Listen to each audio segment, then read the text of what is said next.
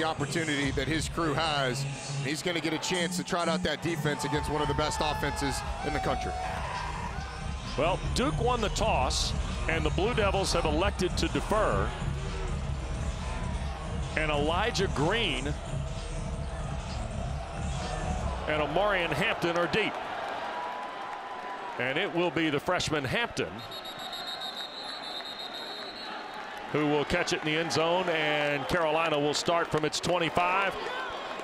And if Carolina is having a successful season, there might be a Maye involved, right? In basketball a few years ago, it was Luke Maye. Several years ago, Mark Maye, his dad, was the quarterback, and now welcome Drake Maye to the process here. This is a guy that is one of the best quarterbacks, has established himself as one of the best and most talented in the country. QBR over 90, which is good for best in the ACC. He's been fantastic. Caleb Hood's the running back. First down. Maye wants to throw. Up in the pocket, going to take the deep shot for Antoine Green. And it's caught at the Duke 22-yard line. 10th catch of the year for Antoine Green. Wastes no time as Antoine Green, just a little stutter, and then runs right by Speedy Young, Datrone Young. He's able to make the contested catch at the end of it. Antoine Green's emergence has been a big reason this offense has been as explosive as it's been. 53-yard throw on the first snap. That's Downs in motion to the slot on the left, and here's Hood's first carry of the night. And he will chew up about 3 on first down. Dorian Mausi. And Darius Joyner on the stop. Gain of 3. It'll be second down and 7. How about Phil Longo, though, on the first play of the game, taking a shot downfield, had a deep over route, but Drake Maye liking what he saw on the outside, creating the big play. Play fake by Maye. In trouble. Ball popped loose. He was able to fall on it. Dwayne Carter slapped it out of there for the Blue Devils. And if Duke is going to have consistent success, this defensive line has to be good. Drake Maye a little sloppy with the ball security, leaving it down low. A nice job by Dwayne Carter of swatting it down.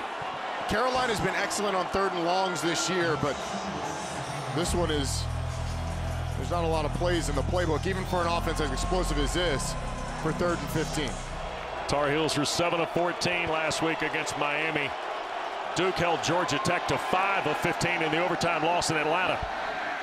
Maye shoots it deep, overthrows Downs, incomplete. Duke had Brandon Johnson playing deep. Jalen Stinson underneath in front of Josh Downs. Drake Maye and Josh Downs not on the same page. Downs kind of throttled it in front of the safety and curled up. Drake Maye threw it deep down the field. It's cover 2, and so when Josh Downs sees those safety, tries to bend it between the 2 of them.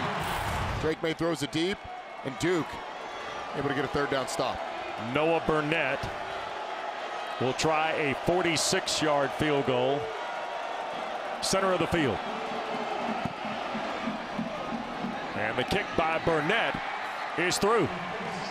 So the long throw from Maye to Antoine Green got Carolina started.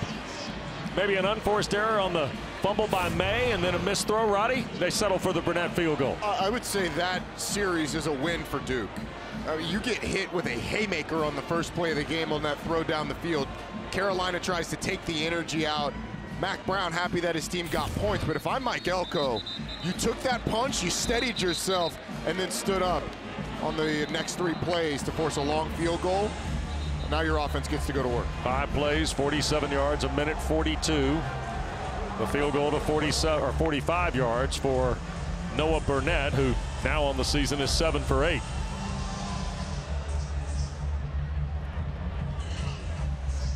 Jalen Stinson will return the kick of Burnett. And we'll get to see Riley Leonard in his Duke Carolina debut.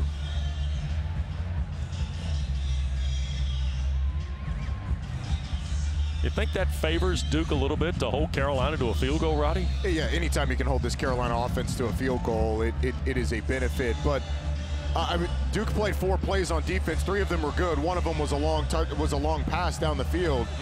So yeah, I think all in all, it makes that Duke defense feel pretty good. Burnett going to hammer this. Stinson will not even offer a return, and the Blue Devils, with Riley Leonard, will begin from their 25-yard line too. We didn't know what to think when Riley Leonard bested Jordan Moore to win the Duke quarterback job in training camp. But after visiting with Kevin Johns yesterday, so far so good for this young man from Fairhope, Alabama. And I think Riley Leonard has been one of the big surprises in the league, alongside the guy that he's facing, Drake Maye. With his ability to command the offense, I think his short accuracy has been fantastic this season, and he is a great athlete at the quarterback position. Jalen Coleman is out again tonight for Duke, so Jordan Waters starts with Leonard in the backfield. Quick throw, and this is Calhoun, who juggles and holds on to it, and he'll pick up 15, almost 16 on first down to the 41 before DeAndre Boykins makes the stop for Carolina. Jalen Calhoun missed the majority of that game last week against Georgia Tech, and I thought this offense really struggled without him. He's taking himself off the field, kind of grabbing that hand. You hope that if you're a Duke player, you hope that he's okay, because this offense had a tough time moving the ball the majority of time against the Jackets after he left the game. Eli Pancol to the top of your screen has come in to the field side. Pair of receivers here to the boundary for Riley Leonard. And Waters will try the right side. And he will hit for 4, maybe 5 on the play before the Tar Heels make the stop. So that last catch with Jalen Calhoun, you saw the bobble there. It seems like somewhere in there hurt that hand. Exactly see where it happened, but he's back out on the field. Yep, there's Calhoun. 165th catch of his Duke career started the ball game for them. Second down after the Waters run and the stop by Murphy. Here's Leonard pushing it to the left side. Riley turns upfield and will cross midfield for a Blue Devil first down. Desmond Evans rides him out of bounds, but Riley Leonard shows you his skill set here, Roddy. Well, UNC plays this great. Cedric Gray takes away Nicky Dalmolin, that's who Riley Leonard was looking for. Desmond Evans just gets outrun to the perimeter. Riley Leonard able to convert the first down. That's where he's so dangerous, when they can get him out on the edge. And there's not a defensive end around that's going to be able to run with Riley Leonard. Terry Moore's come in the ball game, a young freshman they're excited about from Little Washington, North Carolina, with 7 carries and 36 yards on the season. Blue Devils first snap in plus territory, and this is Moore to the perimeter, and a first down for Duke. Cedric Gray takes him out of bounds at the 34. And Moore's second catch of the year, Roddy's a first down. Just get the outside receivers kind of running off. There's a natural pick that happens with Cedric Gray. Flip it out to Moore in the flat. And with Jalen Coleman out, I'd expect to see Moore get involved to try and create some explosive plays. Calhoun and Samir Hagans, the 2 slot receivers, to the field side on this 1st and 10 play.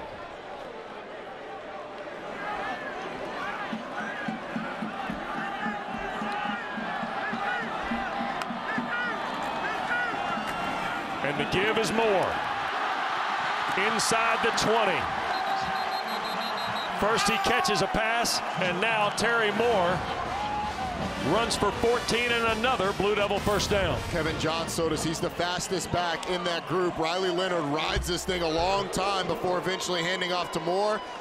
Get some good blocks out there on the perimeter. They put 3 receivers to the field on that one, and both corners traveled with the receivers, which gives you a clue that it's man-to-man. Those receivers, when they run deep, takes the defensive backs out of it. You get the seal on the outside and a big play. 3 receiver set with Pancol. That's Dalmolin, the tight end, in motion. And here's Leonard.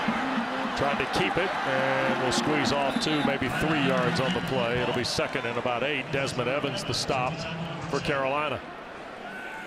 This has been a good drive for Duke, and this is sort of indicative of who they are. They're a very good 1st and 2nd down team, and they're very good at creating 3rd and medium to short. They've had the lowest percentage of 3rd and 7+ in the league this year because of their success on 1st and 2nd down. They don't give up tackles for loss. They don't give up sacks.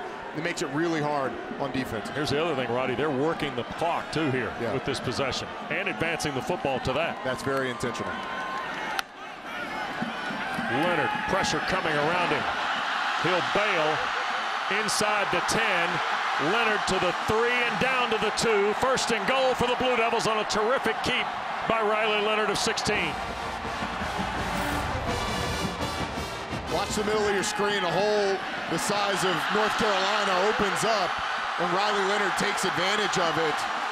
And that's what makes them so hard. I mean, Carolina covered that well down the field, but you don't keep integrity in your pass rush lanes, and hole opens up. And Leonard's able to get down inside the 5-yard line. And look, field goals are not going to win this game. When Duke gets these situations, they're going to have to punch them in. Blue Devils trying to score on another first possession to start a game, Roddy. And now Mike Elko wants a timeout.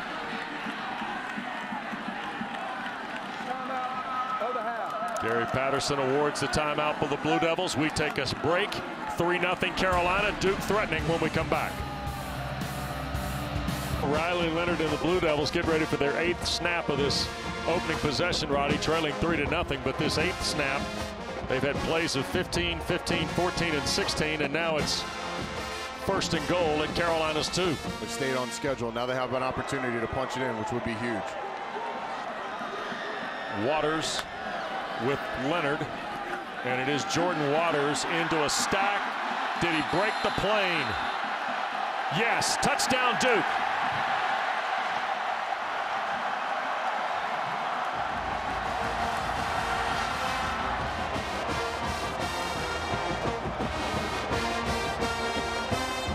What a statement drive for this Duke offense. 8 plays, 75 yards. Incredibly efficient and aggressive as they take the ball right down the field, punch it in the end zone after holding Carolina only 3. What a statement for Mike Elko's offense. 5th rushing score of the year for Jordan Waters.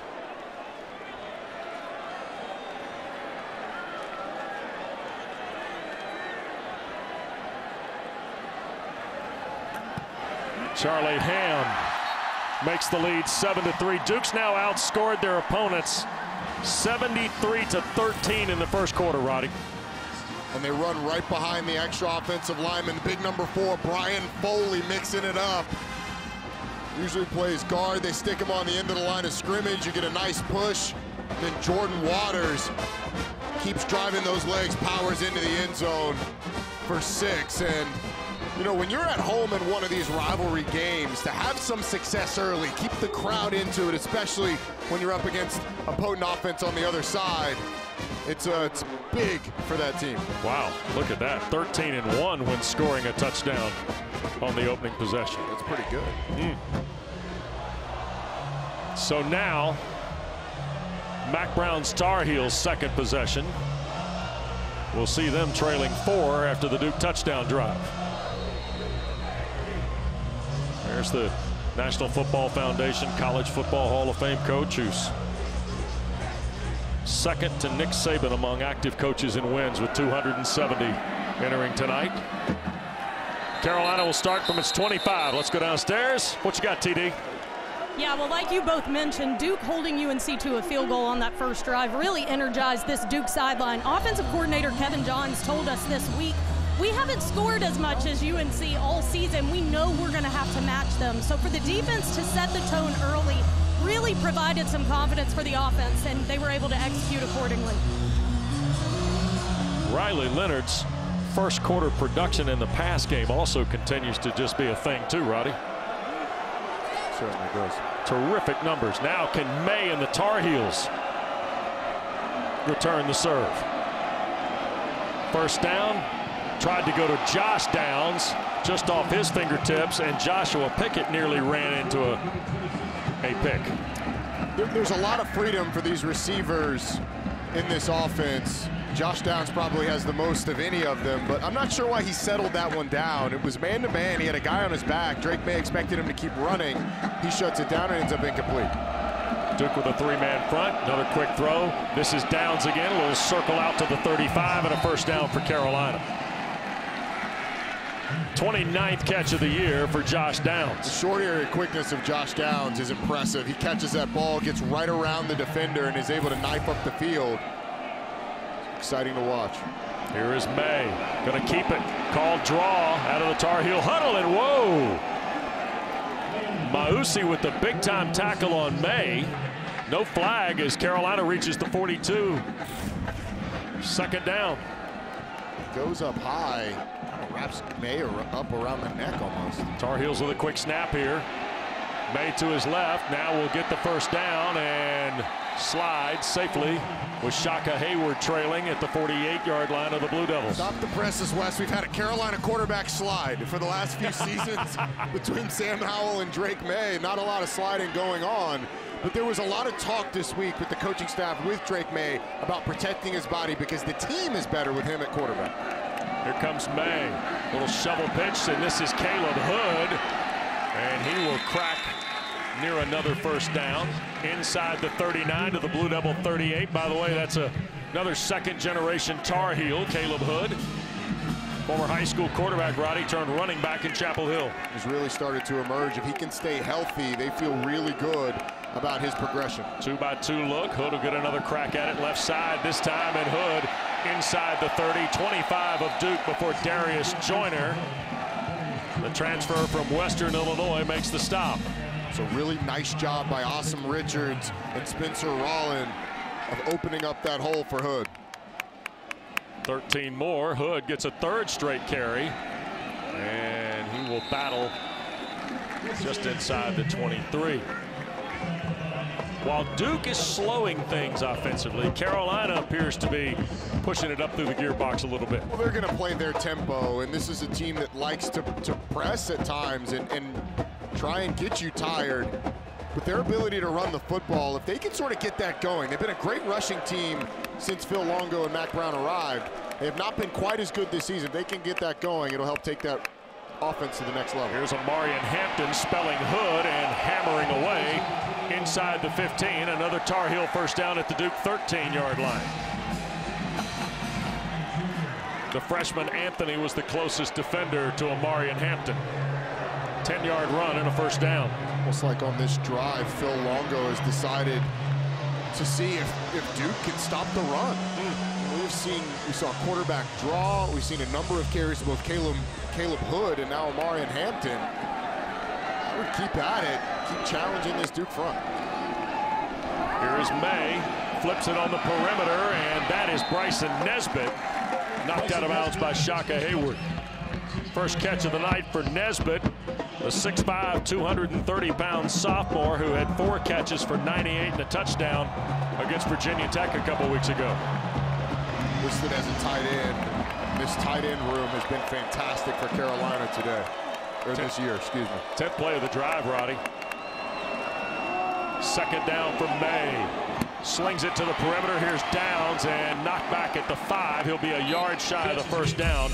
Nice play in space by Jalen Stinson.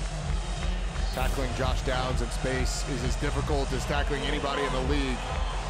Stinson, who has been an excellent tackler. These safeties for Duke, Stinson and Darius Joyner, are 2 of the best tacklers at that position in the conference. All right, you like Phil Longo's situation here, but you're 3rd and 2, short 2. Yeah. What are you doing here? Well, honestly, I think you're trying to get Drake Maye on the perimeter or you're running the football. This is almost certainly 4-down territory for an aggressive Carolina team, and Mike Elko wants a timeout. Boy, does he ever. He ran to the numbers. Pretty good athleticism out of the former Penn Quaker in the Ivy League. Media timeout. Timeout it is in Durham. Back in a moment. Minutes to go. Your wow for less. Roddy, you know why we have rivalries, right? It's when things like this happen. 1989, Steve Spurrier. Duke beats Carolina 41-0. That's the last time Mac Brown lost to Duke as Carolina's head coach. 11 straight. He has had the Blue Devils number. Yep. But at least in his most recent trip back to Chapel Hill, this is the best Duke team that he will have faced. Yep. So 3rd and 2, and if you know anything about Carolina's 4th down tendencies, they might be in 2-down territory. May going a quick throw to Hood, and we got a flag. And Gary Patterson. I think we have procedure on the Tar Heels here. A little bit of a discussion with referee Patterson and his crew. Prior to the snap, false start, offense, 5-yard penalty, still 3rd down. Whatever it was, Carolina had it in the play call. They had all 3 tight ends in the game. Nesbitt, Copenhaver, and Morales were all lined up together. There they are, the 3 tight ends, who are all great receiving threats as well. And Bryson Nesbitt might as well be a receiver with his athletic ability. They're going to stay in the game. Interesting to see where they line up, where they line those 3 guys up. 3rd down now and 7 after the penalty. Nesbitt in motion. Here's May, throwback, Morales, touchdown, Carolina.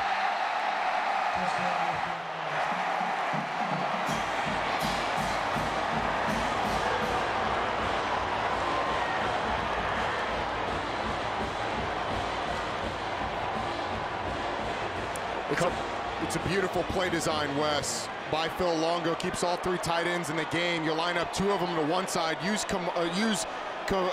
Bryson Nesbitt almost like a slot receiver with the fake jet sweep. Morales just drags back across the flow. It's a touchdown. Burnett to give the Tar Heels a 3-point lead. Well, after Duke drives down and gets a touchdown, Carolina responds. 11 plays, 75 yards, and this touchdown pass from Drake Maye to a wide open Kamari Morales. Wearing all shades of blue tonight. Royal blue and light blue. Even some navy blue sprinkled in. A few folks in white shirts, right? It's a great crowd, and they have been treated early in this game. And Stetson will watch that bounce. Let's get back to the Maye to Morales connection here. There's a lot going on here. So you've got 2 tight ends. John Copenhaver pushes up the field, and Kamari Morales just drags across. When you get Bryson Nesbitt across the formation, Dorian Mausi gets kind of caught in between. He's responsible for Morales. So he kind of pushes Copenhaver out. Morales is already gone. Eyes in the backfield. Morales ends up wide open for a touchdown. It's a nice job by Phil Longo of using a personnel grouping, 13 personnel, 1 back, 3 tight ends, treating it like 12 by using Bryson Nesbitt as a receiver. Here's the 24th snap of the ball game between the 2 schools. We've already had 10 plays of 10 yards or more. And Leonard bailing from the pocket to his left. He'll turn it upfield and get 4 on the scramble. And they'll measure it for the 29. So 2nd and 6 coming up. Kevin Hester was angling him out of bounds for Carolina. Riley Leonard's legs have been the biggest weapon for this Duke offense so far.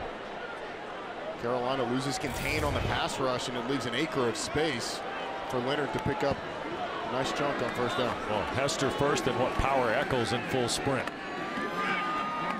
for Gene Chiswick's defense. That's Calhoun in the orbit. They're going to hand the ball to Moore. He'll slip through. Terry Moore, and the touchdown saving tackle was Javari Ritzie.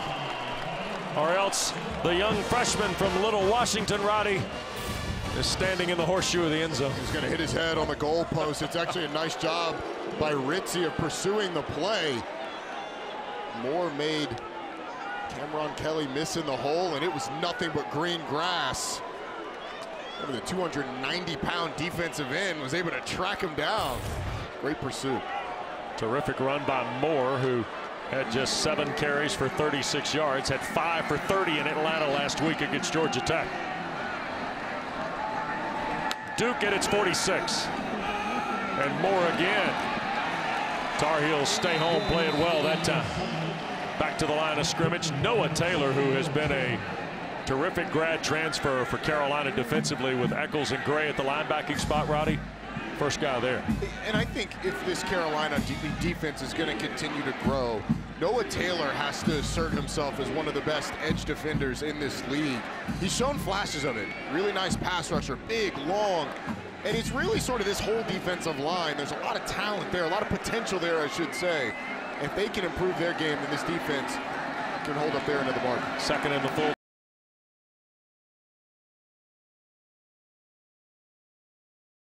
And throws Calhoun out of bounds, and a flag coming on Cedric Gray.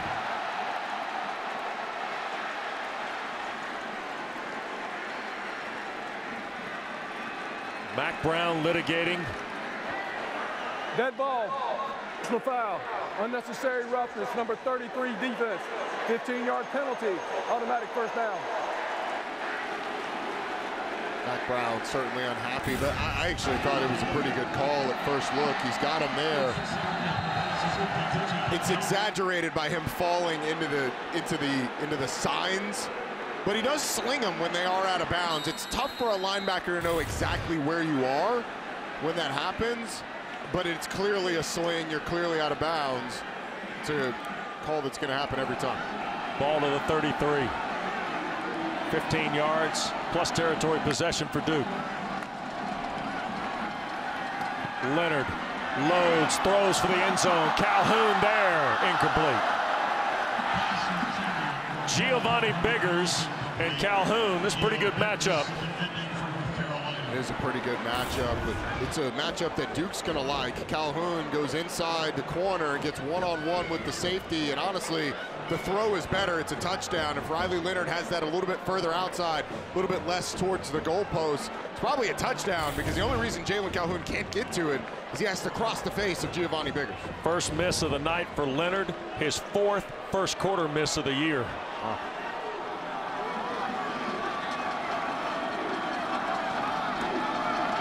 That's Bowen Sims in motion. Leonard wants another shot. Inside route, and the catch is made. First grab of the night. First down for Samir Hagans.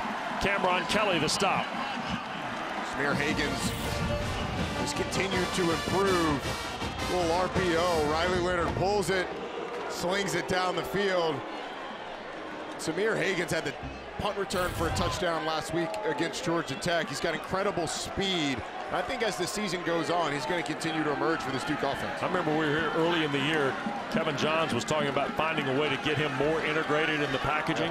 It's just taken a few weeks. And it's part of the growing and maturing of this offense. Riley Leonard raved about him as well. First and 10 for the Blue Devils. On the perimeter, Dalmolin. And he will pick up about 3 on the play. Tony Grimes the stop, and of course, the Tar Heels have 2nd and 7 coming up, and Gene Chizik, a booth or two down from us here tonight. The assistant head coach for defense, Charlton Warren, and Tommy Thigpen are technically the co-defensive coordinators, but we spent a lot of time yesterday with the former head coach at Auburn. He's always a pleasure to catch up Absolutely. with our former colleague here at ESPN, but he talked to us about the defense just continuing to evolve and simplify. Leonard cracks the 15. He'll be short of the first down, so 3rd and a yard awaits the Blue Devils, and if they choose, that could be the final play of the first period. Riley Leonard's toughness is something that I think is underrated.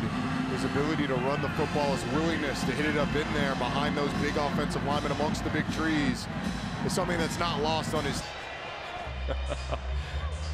Mike Elko in the middle of his first Victory Bell game. His team starts 3rd and 1 in quarter 2 off Carolina's 13-yard line. You see Big Foley, the converted guard, wearing number 4 on the wing at the right. They hand to Waters, and he will have the first down. That play is pretty well defended by Carolina, but because Duke does most of their work on 1st and 2nd down, it makes it so tough. Or even if you defend to play well, that defensive line did a pretty good job of just a plunge forwards, able to move the sticks.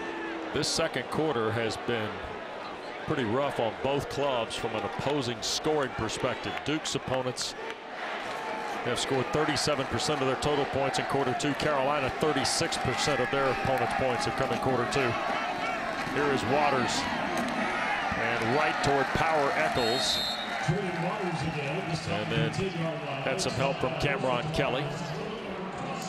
There's Eccles, if he doesn't play linebacker, Roddy, I don't know who does. His name is Power Eccles, and he's got no gloves, the sleeves on, the cowboy collar, knee brace. I mean, the man just looks like he's held together by pure sheer will and duct tape. And he plays like it too. He is a fun player to watch with the wrist splints. He's a good player. He and Cedric Gray have done a great job in the middle of that defense. 11th play of the drive here. Leonard wants to throw on the perimeter. Calhoun the catch. He'll slip down at the 5 with DeAndre Boykins. who closed the show last week at Miami with the interception making the stop. Watch Boykins at the very end of this route. There's just a little hesitation when Calhoun catches the ball, thinking that he might turn back inside, and that's what creates the space to let Calhoun get a couple extra yards. Yeah, Boykins just goes ahead and trusts it inside out, goes and makes the tackle. Maybe he prevents him from getting a couple extra, but still pretty good coverage there by Boykins. Yep. Boy, he and Downs are fun to watch in short space, right? They are. Jalen Calhoun, Josh Downs, two of the most exciting guys in the slot in the league. 3 to the field on 3rd down for Leonard. To his right, Leonard has room. Wow, a big lick. Cedric Gray flips him over at the 2. It'll be just short of the 1st down. Cameron Kelly also there. 4th down. And Mike Elko wastes no time. It looked like there was going to be a walk into the end zone, and Cameron Kelly closes the space and ends up flipping Riley Leonard. And this is something we're going to see a lot today. The offense is staying on the field, going for it on 4th down. Mike Elko took us through his process. They talk about this early in the week. When you cross a certain yard line, 4th and usually 4 or less, they're going to go for it. They're going for it here. Duke 7 of 11 on 4th down. Carolina's not been great defending him. Here's a quick throw. Calhoun cannot haul it in. The Tar Heels get the hold.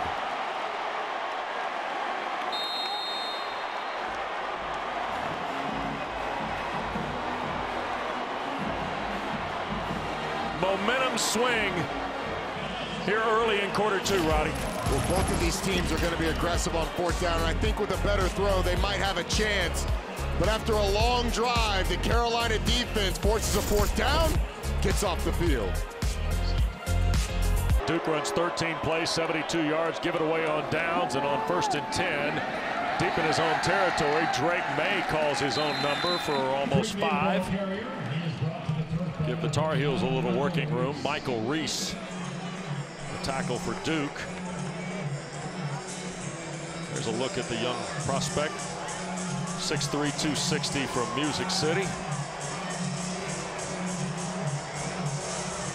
seen how big the quarterback run has been for both teams. Both of these quarterbacks have been excellent with their feet, and Colombo trusting his deep in his own territory. J.J. Jones with Josh Downs here on the near side. And Caleb Hood trying to scratch out a couple of yards. Let's go back to Duke's 4th down, Roddy. You're going to see Jalen Coleman come back across, and there's man coverage with him. Storm Duck trying to keep up. He's actually got leverage. If Riley Leonard just leads him to the outside and gives him a decent throw, he's going to have a chance to knife up the field to get the 1st down, maybe score a touchdown. It's a good play call by Kevin Johns, just poor execution. Hampton in the ball game with May. This is 3rd down for Carolina. Drake under duress.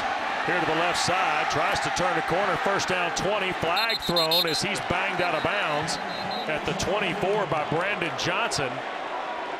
You're going to get an illegal blindside block on the true freshman Amarian Hampton. He didn't even need to throw the block. Drake Maye is well past. He peels back and throws the block. Personal foul, illegal blindside block, number 28, offense. Half the distance to the goal. Repeat 3rd down. It's just a mistake by a young player. As I said, Drake Maye well past. Look in the middle of your screen as he comes back towards the goal line. Collisions. Is it R.J. Oben? Yeah. The defensive end takes a 1st down off the board, and the rules now, the player has to see the block coming. The block has to come from the front, and throwing it back towards your own goal line is never advised. Duke's got a little confusion here defensively, scrambling to get an 11th player on the field.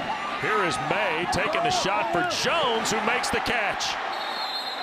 J.J. Jones at the 31-yard line and a 1st down. How about the touch on this throw by Drake Maye? You get a post corner. Josh Downs is probably a little deeper than they would have liked him to be. Mike Elko is asking Datron Young, hey man, what's going on? How's he so wide open? But I think the touch by Drake Maye, you know, we often talk about arm strength. The ability to manipulate the football, get it up and down right next to the sideline is impressive too. Here's Hampton. And he will sneak out of bounds after a gain of 4. Darius Joyner comes into the ball game. Duke's leading tackler with almost 50 stops on the regular season. There's a good look at the young man from Roanoke, Alabama. Started his college career at Jacksonville State, then to Western Illinois for a year, and now a grad year at Duke. Maye with time slips it to Hampton. 40, and oh, what a hit. Chandler Rivers, young freshman from Texas, they're excited about, Roddy, took Hampton to the ground quick after a gain of enough for the first down to the 45. Chandler Rivers, a guy that hasn't played a ton this year, but they found opportunities to roll him in, because you're right, they are excited about him. And these DBs are going to get their workout in. I mean, with the tempo and the number of deep routes that Carolina runs, you're going to have to roll those guys some. Rivers draws Antoine Green to the bottom of your screen on 1st and 10. And this is Hampton, and he will run over the top of Joyner and Mausi, who helped combine to make the stop. Gain of 2. 2nd and 8, the next snap for Carolina.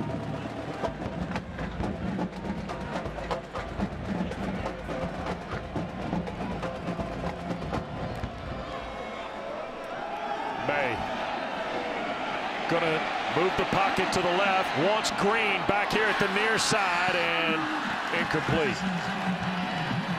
He got taken off the point, Roddy, it looked like, on his initial drop. Phil Longo fired up. I think he wanted Drake Maye to take the shot initially, but looked like Maye was a little spooked by a couple of Duke defenders back there. But part of the thing that makes this tempo work for Carolina is the fact that Phil Longo, the play caller, signals everything in himself. So it helps with the tempo. He's not having to communicate to other people what the play call is and have them signal it. This is a situation where Mac Brown has likely told him, hey, you get it to 4 or less, we're going for it on 4th down. Yep. 3rd and 8. Maye downfield and off the hands of the intended receiver, Gavin Blackwell.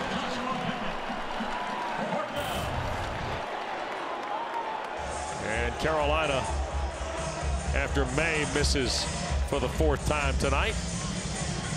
Blackwell had an opportunity, just got into his body. When you're going down like that, so hard. She gets Carolina coming out to punt the football. This one a little too far outside of the range for Mac Brown. The Irishman, Ben Kiernan, to punt. And false start. Number 16, offense, 5-yard penalty, still 4th down. With Jalen Calhoun waiting, Carolina whistled for a false start. And Roddy, given the way Samir Hagan's returned punts last week, look, Calhoun's legit. He's got a terrific resume at this, but Samir Hagan's was playing with the hot hand, wasn't he? He was. He got a great one to return. Duke will watch this hit, and the Tar Heels will touch it up inside the 15. Drew Little, the long snapper, handles it. Timeout in Durham. A student section of the year contest. Use the hashtag student section sauce to get the committee's attention, and go to ESPN.com/Taco Bell to see how your school can compete. It's a great crowd. That I'm gonna have nightmares about the mass that we just saw with the. Is that a troubling thing for you later? Very troubling. Is it? Yep. But look, this Duke crowd, this Duke community has really embraced Mike Elko in the Elko era. And obviously Carolina is always going to draw a big crowd. But when we were here at Temple, the student section was as packed as I've seen it. Yep. Until tonight, where they've got a great group. They got some Bojangles in the band. Yeah. Some attempts at dancing. Blue Devils from the 12, trailing 3. Here's Leonard. Play fake to Moore, and a batted ball that's almost intercepted. Looked like Murphy got a hand on it, and Biggers came within a whisker of the pick. Riley Leonard had a receiver wide open, but Miles Murphy, the big defensive end, powering through 2 Duke players to get in the backfield. He's been playing banged up this year. You see that left ankle a little taped up. Giovanni Biggers almost had himself an easy pick 6. Second in the full 10 for the Blue Devils. And this is Moore. And boy, Tar Heels rally. That's Murphy again, Roddy. Junior from Greensboro, who had 38 tackles, 9 for loss a year ago. Had just 3 in his last couple ball games. He's made back-to-back impacts here. His star potential, but has been a little gimpy during this season. He's getting more healthy. Those last 2 plays show you. And this Carolina defense, you've got Duke in a 3rd and long for the first time today. You have to be able to get off the field after Duke just forced a punt. Noah Taylor's got 3.5 sacks. He's at the top of the defensive line. Leonard to his left. Taylor in pursuit. Leonard throws. It's caught. First down for the Blue Devils.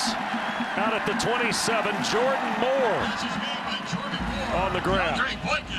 Riley Leonard actually had Jalen Calhoun down the field if he wanted it, but creates with his legs, escaping the pocket. Noah Taylor spying him, but Leonard staring down the sideline, able to deliver. This is Jalen Calhoun, one-on-one down the field with Tony Grimes, had a step, but still able to convert. And that's a big one for Carolina on defense. 3rd and 10, you give it up. And this Duke offense continues to roll. Pancol and Calhoun to the left. Moore here to the field side. And this is Jaquez Moore. He'll turn the corner. First down to the 40-yard line before Power Eccles makes the tackle. 13-yard run for Jaquez Moore from Live Oak, Florida. Duke's had some success getting out there on the edge of North Carolina in the run game early. But that's why those 3rd and 10s are so big for both teams, because both teams do such a good job on 1st and 2nd down, where you're not going to get a ton of 3rd and long opportunities. Kevin Johns, I think he has done as good a job as any coordinator in the league this year with this Duke offense, turning them into a unit that is very, very efficient. Terry Moore's come back in the game with Leonard. Here comes pressure. Leonard in trouble and cannot get away from the blitzing DeAndre Boykins, who got just enough of Leonard, and Duke loses ground back to the 26. It's a nice job of just keeping Riley Leonard in your sights, diving at anything and scraping his feet. And I actually think Riley Leonard probably tried to do that spin a little too early, because if Boykins is a little bit closer, then he doesn't have time to recover. But even with the stumble, he's able to swipe at the feet of Leonard. 2nd down, 24 now, after the first sack of the night for Carolina. Leonard straight ahead.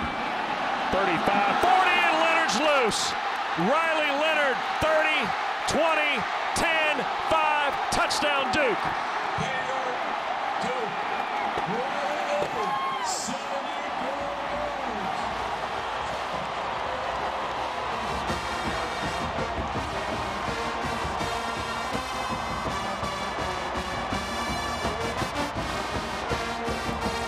Kevin Johns on 2nd and long goes with a safe call.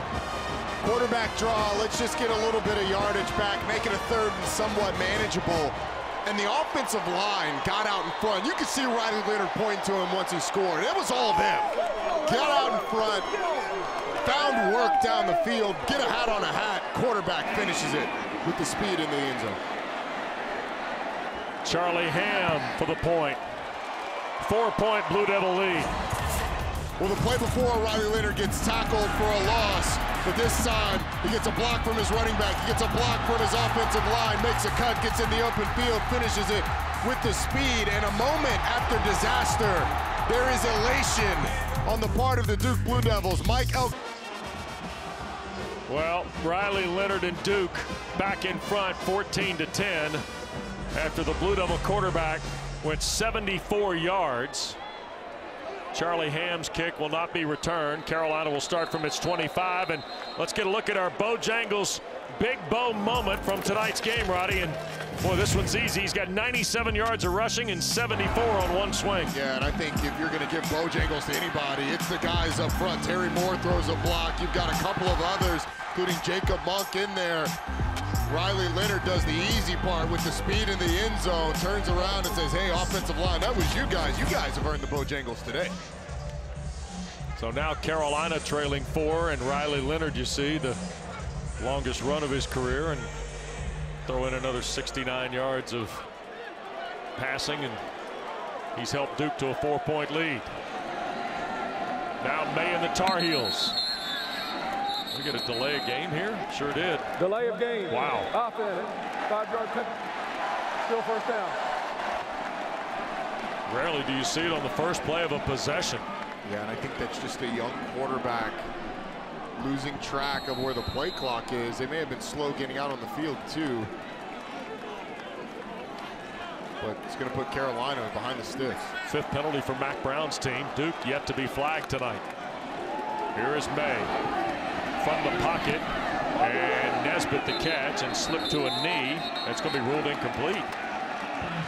Both the head linesman and the line judge from both sides of the playing field signal the incomplete.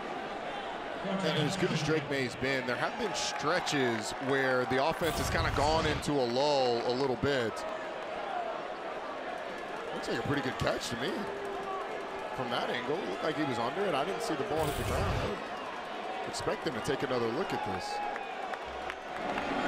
2nd down 15. No signal. Here is Maye. Drake Maye will keep 30, 35, and a first down for Carolina. Shaka Hayward and Darius Joyner, the tackle for the Blue Devils, a 16-yard run.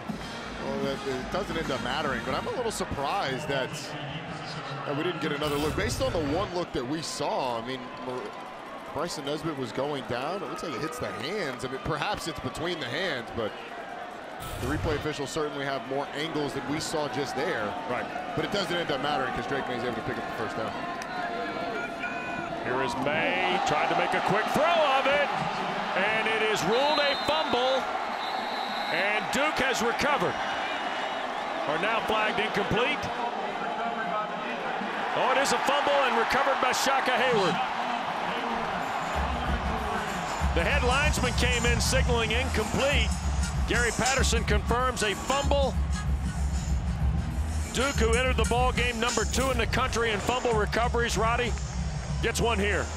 Well, Caleb Hood's elbow just knocks it out, and it's a bit of misfortune for Carolina. The hand clearly empty as Drake Maye starts to come forward. It's a good call by Gary Patterson. The ball out, and Rob Smith's defense, they forced a punt. Now they get a turnover. And Duke's got great field position. Sure do.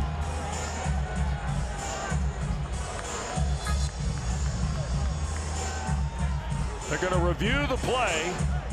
For the time being, the Blue Devils look like they have it near Carolina's 35.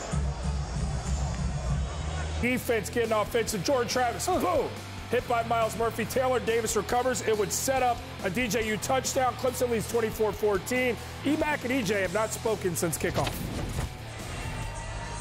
Of course they have. And there's no breaking news there, is there? There isn't. No, they're in their separate rooms watching, right? Good for them. Yeah. More coming up at the half with the ACC huddle. After the fumble, Duke takes over, plus territory. Carolina 33. And on the edge, this is Jordan Waters. Flag thrown behind as Waters is brought down at the 16. Neighborhood of a hole, perhaps, against the Blue Devils. Holding, number 63, offense, 10-yard penalty. Repeat first down. That's on Jacob Monk, who's starting at left guard for Maurice McIntyre. You're going to see 63 right here. That's where the hold's going to be. Defender trying to release. It's just got Cedric Gray kind of around the shoulder pad. It's not much, but it's so long that I think that's where he gets called. And Jacob Monk's done an excellent job. After Maurice McIntyre went down, he bumps out to right guard. Chance Lytle flips over to the left side. Jack Burns slides in. But Monk has been one of those guys who is graded out the highest on this offensive line, a real leader, a captain for this team. Samir Hagans, Nicky Dalmolin to the left side. 2 receivers. Moore and Calhoun here to the right. Leonard wants to run, tries to slip, spins through, and Riley Leonard to the 30. And we go under 4 minutes. Second down coming up for the Blue Devils. Don't forget, coming up tonight, 11 Eastern, following our coverage approximately, the ACC Huddle Crew, the complete wrap-up of our game here in Durham, the whole day in the conference. Highlights, analysis, interviews, you name it. Jordan Cornett, Eric McLean, EJ Manuel, Coach Rick in our ACC Network studios. EMAC and EJ usually sit next to each other. You think they're doing that today? No, sir. Not right now. They may have earlier today. Yeah. Here's Leonard now, second down and a half dozen. He'll hand to Waters, running room to the left side, and a first down for Duke. Big lick from Cameron Kelly, but a Blue Devil first down. Duke only has one timeout, by the way, as we wind our way down this first half. Yeah, Mike Elko having to use the other two earlier. Check out this hit, though, by Cameron Kelly. Better watch out. If he'd have made contact with the helmet there, with the crown of the helmet, the head was down, would have been targeting. So just, it's probably a coaching point for later on. Gets away with one there. But how about Duke? I mean, they get behind the chains and they're still able to get a couple of plays, get a first down without having to get to a third down. That's Calhoun in the orbit. Waters slips through the tackle behind the line. Kelly another tackle. This one at the 14-yard line. And we've got an injured Tar Heel in the secondary. And it is Cedric Gray, the linebacker, who is shaken up.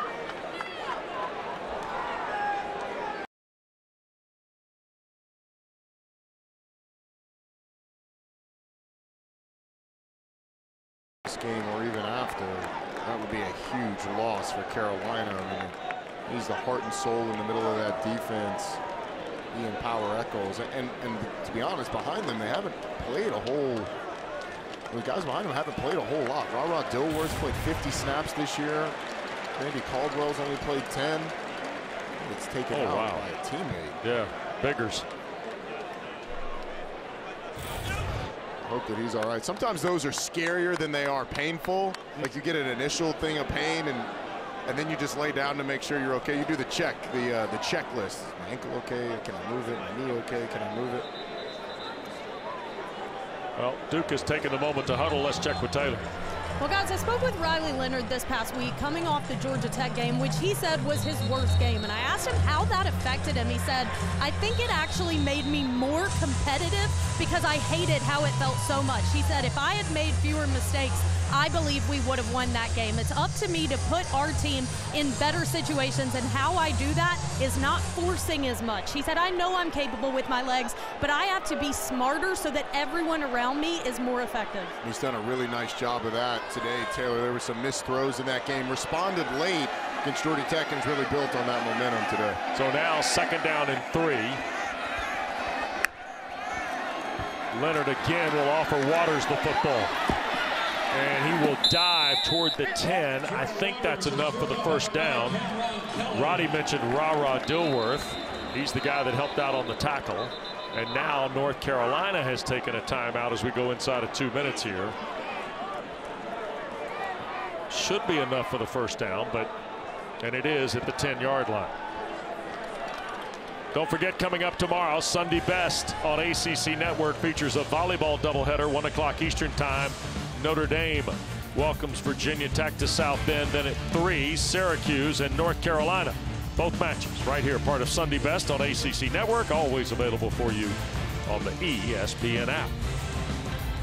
It was smart of Mac Brown to take a timeout. He's got a quick strike offense. You're trying to give that offense enough time to work no matter what happens at the end of this. His team, after a hot start, it's sort of just been disjointed, especially offensively. They haven't really strung together, but the one drive, other than that, Duke's defense has done a nice job against them. And then defensively, they got a lot to figure out. Keeping contained is probably the biggest thing because Duke's had a lot of success out there on the edge. Blue Devils already with 184 yards of rushing. They average just better than 190 a game this season. And here goes Moore to the edge. Savage inside the 5, tackled at the 2. Close to another Blue Devil first down behind the hard run of sophomore Jaquez Moore, Roddy. And it feels like we've seen over and over Duke be able to reach the defensive ends of Carolina, and then there's nobody outside. The number of times where Duke's been able to get out on the perimeter with a blocker out in front has to be top of mind for Gene Chizik as they go into halftime, because they've been absolutely carved up. I mean, watch the edge there. Desmond Evans gets pinned down. You get 2 guys coming across. Power Echols goes under the block. And the center, Jack Burns, is able to get up to a safety, Cameron Kelly, and that's been happening over and over and over. So Gene Chizik at halftime, they're going to have to figure out a way, either with alignment or maybe trying to slant to the field a little bit to make Duke turn back towards Power Echols and whoever's in there with him, whether it's Ra Dilworth or if we see Cedric Gray come back in. Jaquez Moore in the ball game. Second and short. Gray. Sorry, Wes. Yep. Balmolen in motion. They're going to hand to Moore. Reroutes, breaks the plane, touchdown Duke. Evans had a shot at him, but couldn't break him. Couldn't get to him, Roddy, before he crossed the strike. Tom, I think you did get a slant by the Carolina defense to the field, but they overcommit. Moore slips behind him, goes out the back door a little bit, and is able to get in the end zone. And how about this Duke offense? We talked all week about the Carolina offense. Would Duke be able to keep up? The better offense on the field tonight has been in black. Jaquez Moore, his second rushing score of the year. Charlie Ham to make it an 11-point game.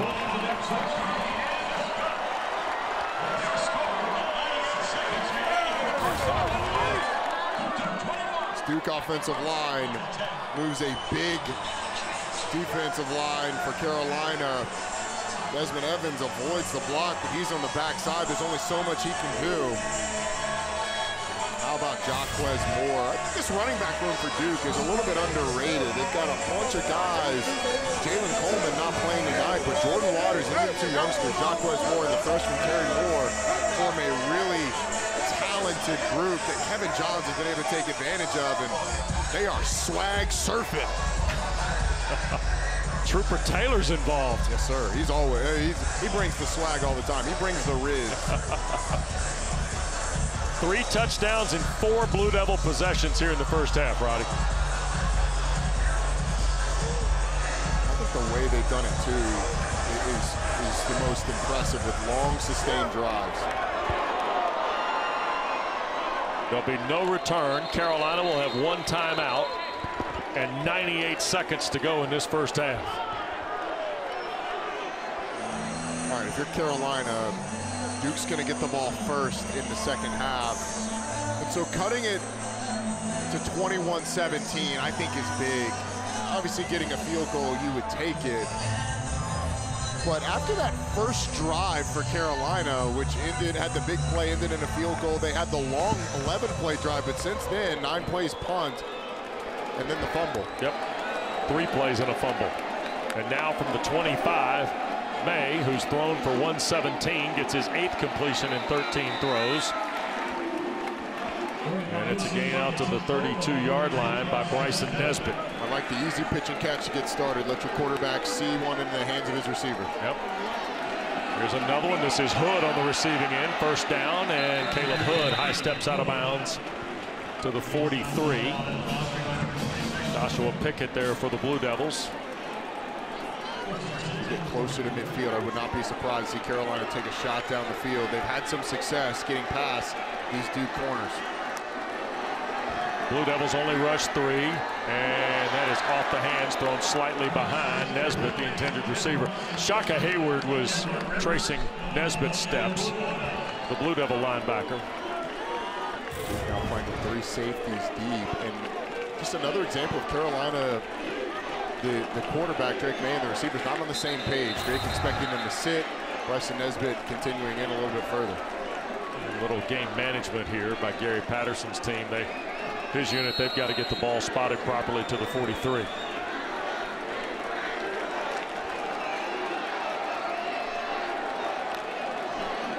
Blue Devils again rush 3.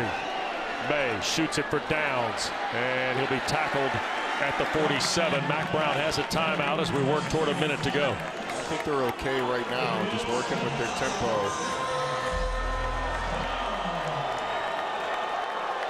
Another quick snap.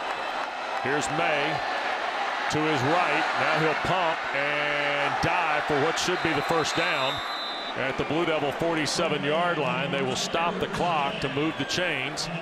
Rivers was involved in tripping up Drake Maye.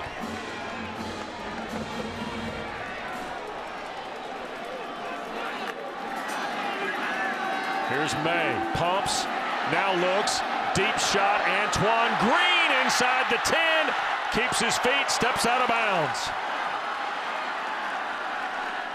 He was able to, they measure it to the 12, Roddy. Terrific catch by Antoine Green. Well, it's a great catch, and he's actually forced out of bounds, well out of bounds, and then establishes himself back in the field of play, catches it right ahead of Joyner getting there.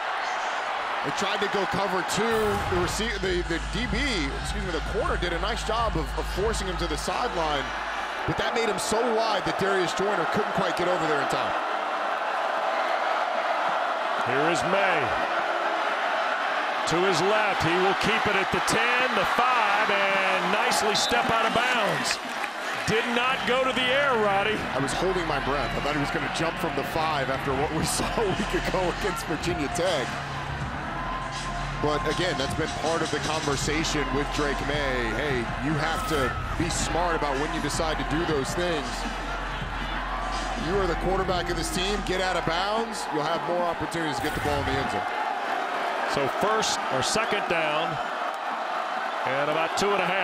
Maye cannot take a sack. Will throw it through the back of the end zone, incomplete. He was being forced by Michael Reese in the pocket. It's great defense by Duke. They have those 3 tight ends in the game again, all lined up to the same side. They were trying to slip Caleb Hood into the flat behind him with those 3 blocking.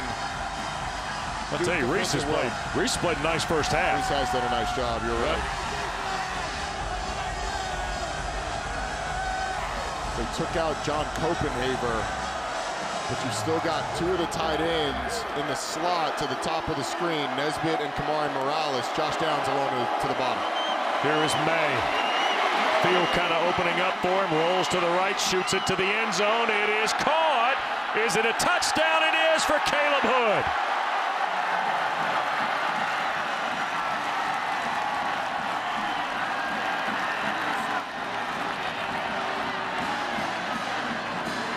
It's a statement.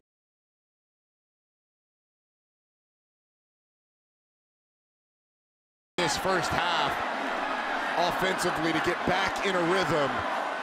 Mike Elko disappointed, but this Carolina offense is as explosive as any. There's a little bit of a discussion there, it looked like, about going for 2 between Mac Brown and Sparky Woods, but he elects to kick the extra point. And the kick is good. It's a 4-point game, but another look at Maye's second TD pass. Got the catch by the running back. Hands catch on the sideline, 2 feet in bounds. That's a catch on Sundays, Wes. But the understanding by Caleb Hood that when his quarterback starts to scramble to the same side, come back down towards the pylon, check the feet out. Boom, right there. 2 feet in bounds. That's excellent. 2 feet. Touchdown. Who says running backs can't catch? We can play receiver too. 9 plays, 75 yards, minute 25. Maye now with 2 touchdown passes. Roddy gives him 23. Will Rogers of Mississippi State playing tonight in Lexington against Kentucky at 22. C.J. Stroud, by the way, has the weekend off at 24. I don't know, he still might throw a touchdown pass this weekend. Even against bye week? Yeah, against the bye. The way that offense has been going. Yeah. Probably somewhere in Southern California just slinging touchdowns. But that's the danger of leaving time on the clock at any time for this Carolina offense. But that drive was sort of quintessential Carolina offense. The quarterback using his legs, you had a deep shot down the field, and Drake Maye created. That ball is skipped at the 5 and fielded. This is Stinson making a move back up the field, banged out of bounds at the 25, 26-yard line. Will Hardy, the tackle for Carolina, a freshman from Lawrenceville, Georgia. 38 points in this first half. Right, it's been wall to wall now. Oh, it's been fun, and we expected offense. I don't know if we expected Duke offense to be the one on the front foot, but Mike Elko's defense, I thought it played pretty well in the first half, all things considered, forcing a punt early on, creating a turnover. Yep.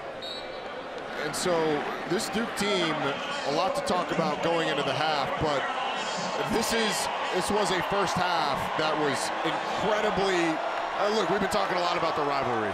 Yep. It was incredibly exciting, and it certainly lived up to what this rivalry has been. Hope we get a second half that's much the same. Yeah, Mac Brown, the Tar Heels, will watch Duke get the football to start the half and lead by 4.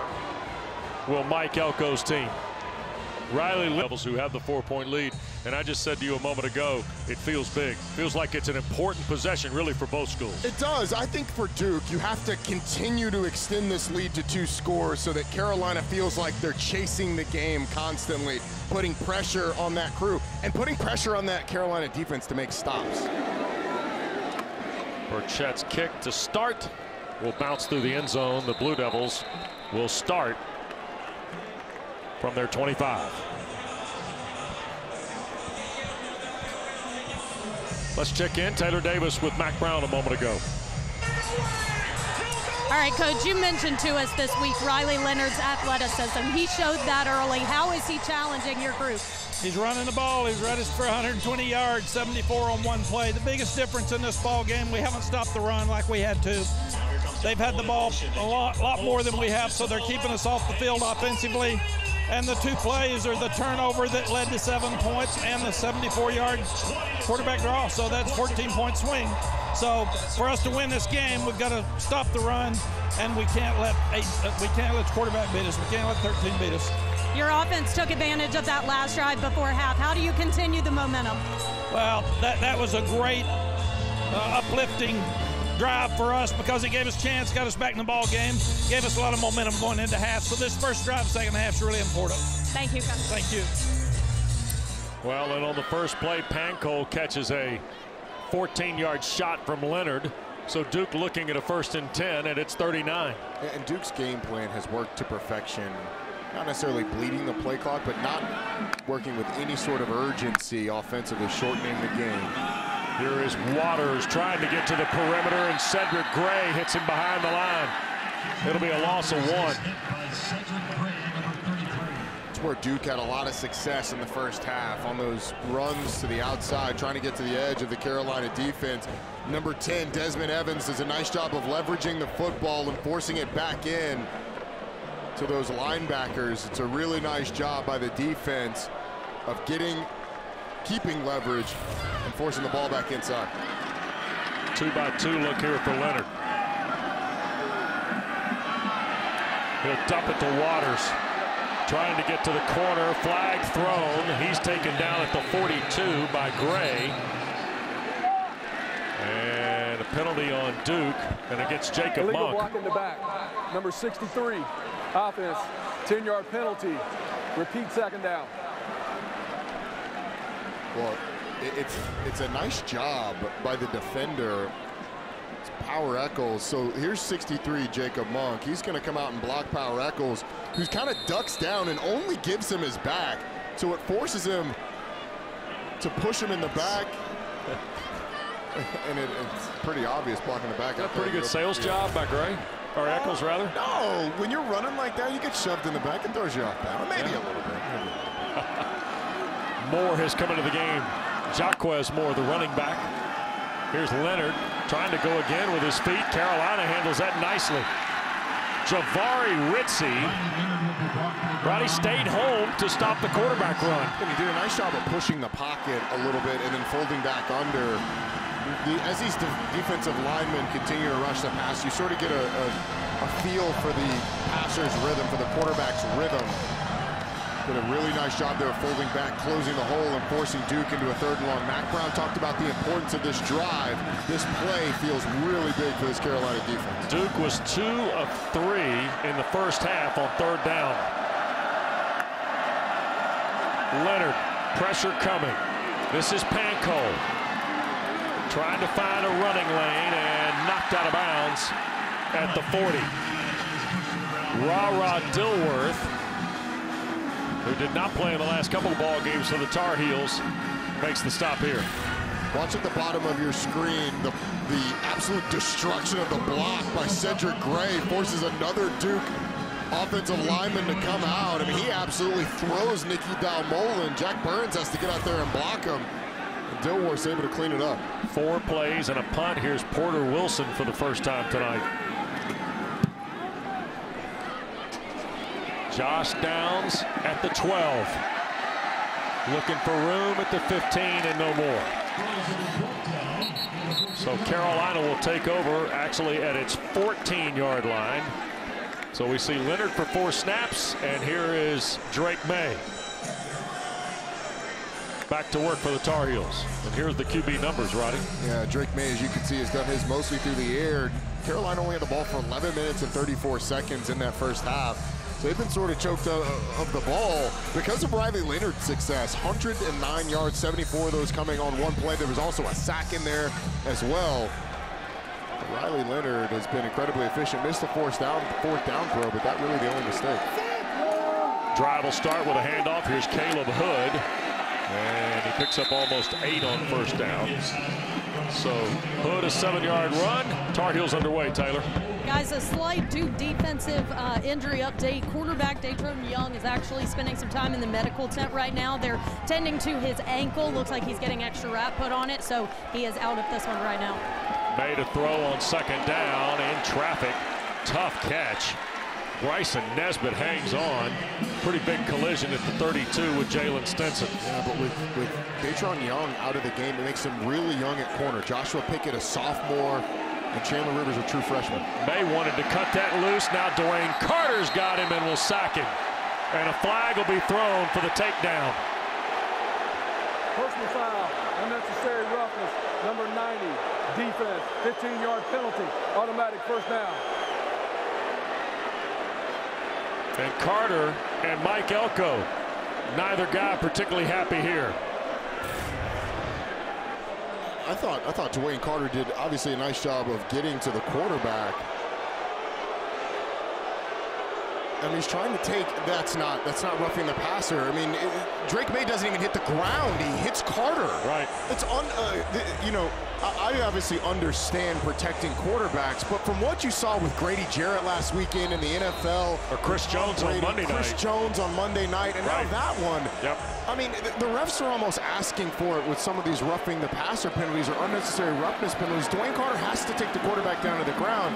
Doesn't slam him, doesn't land on him. He actually lands on top of Dwayne Carter. That's a bad call. Here is Hood after the penalty, moved the football to the 47.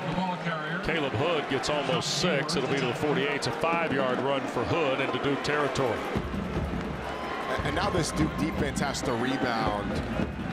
They were pretty good in the limited spurts in the first half. Gave up some big plays, but forced a Carolina punt and were fortunate on the turnover. Here's Maye. Now he'll move here to the left and keep. 1st down, steps out of bounds near the 39. So another 1st down for Carolina and Drake Maye. Roddy, one more thought on the QB thing. I understand we're talking about health and safety. I get all that, right? And some of this is coming off things that have happened in the NFL in relationship to Tua Tagovailoa and others, right?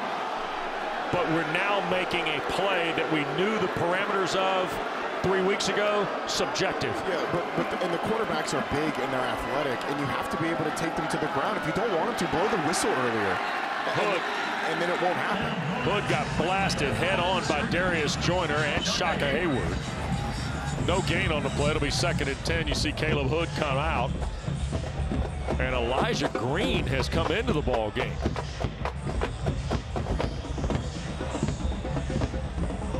Remember Amarion Hampton, who normally is the 2nd guy to trot out there, had the illegal blindside block in the 1st quarter, freshman mistake. Opting to go with Elijah Green now. And Elijah Green, who was probable coming in. Now they're going to take the shot for Downs, and Josh Downs holds on at the 1. Another big-time catch by Downs. One of the most underrated parts of Josh Downs' game is his ability to make contested catches down the field. It's a great throw by Drake Maye, putting it on the outside shoulder. And then Josh Downs goes up, high points the football, makes the catch. And Elijah Green punches in the touchdown. Just like that, Carolina takes their first possession of the second half, and the Tar Heels have the lead.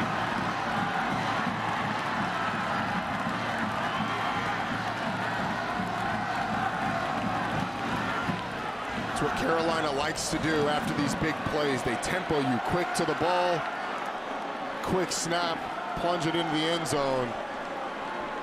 And Phil Longo's crew, in their first possession of the second half, takes the lead. 7 plays, 86 yards in 2:45.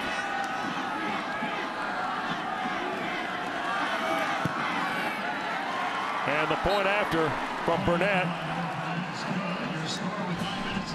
makes it a 3-point Tar Heel lead, Roddy. Well, Drake Maye to Josh Downs has come up big for them over and over. The contested catch by Downs, a tough one fading away towards the sideline, and then the plunge in the end zone by Elijah Green takes the lead for the Tar Heels. Elijah Green's first career touchdown on his 30th career carry as a Tar Heel has given Carolina the lead. Burnett will kick it away, and Stinson will watch it fly over his head, so the Blue Devils will start their second possession of the second half off their 25. And a moment ago, Josh Downs, another terrific play. Roddy set up the Elijah Green touchdown, and what a magical season a year ago, right? Yeah, led the league in receptions with 101, led the league in targets with 144 last season. Both of those one ahead of Jordan Addison. And he's been banged up this year, missed a couple of games, but this catch set up that Carolina touchdown, and it's part of his game that I don't think he gets enough credit for. His ability to go up, high point the football, bring it down. His dad, of course, Gary Downs, the great former NC State star in the early 90s. Here on the perimeter, and this is Terry Moore, the freshman from Washington, North Carolina, going to work. But he can't get very far on the perimeter throw from Riley Leonard. Giovanni Biggers, nice job. Excuse me, DeAndre Boykins, that was. Nice job defeating the block out there on the perimeter, force Moore back in. And I'm sure this defense had to look themselves in the mirror with their performance in the first half. They'd made some strides in the past couple weeks, but Duke really did a nice job, not only of being able to run the ball with the running backs, but the quarterback run game was big for him. Yep. Here's Leonard, couple of claps, throw to Calhoun, slips the first tackle, first down Duke. Jalen Calhoun fights to the 41 before Power Echols finally gets him on the ground. 16-yard throw. Part of the improvement this Carolina defense had made was in tackling, but it creeps up again right here. The inability to bring down a really talented receiver in Jalen Calhoun makes a couple guys miss before Power Echols eventually wrangles him. Boy, Leonard pushed that ball in there too, Roddy. Yeah, he did. The short passing game, they've gone to that a couple of times in the second half, and that's what keeps this Duke offense on schedule. Ball at the 41. Blue Devils trying to answer the Carolina touchdown a moment ago. Leonard to his left, pressure coming, throws it incomplete.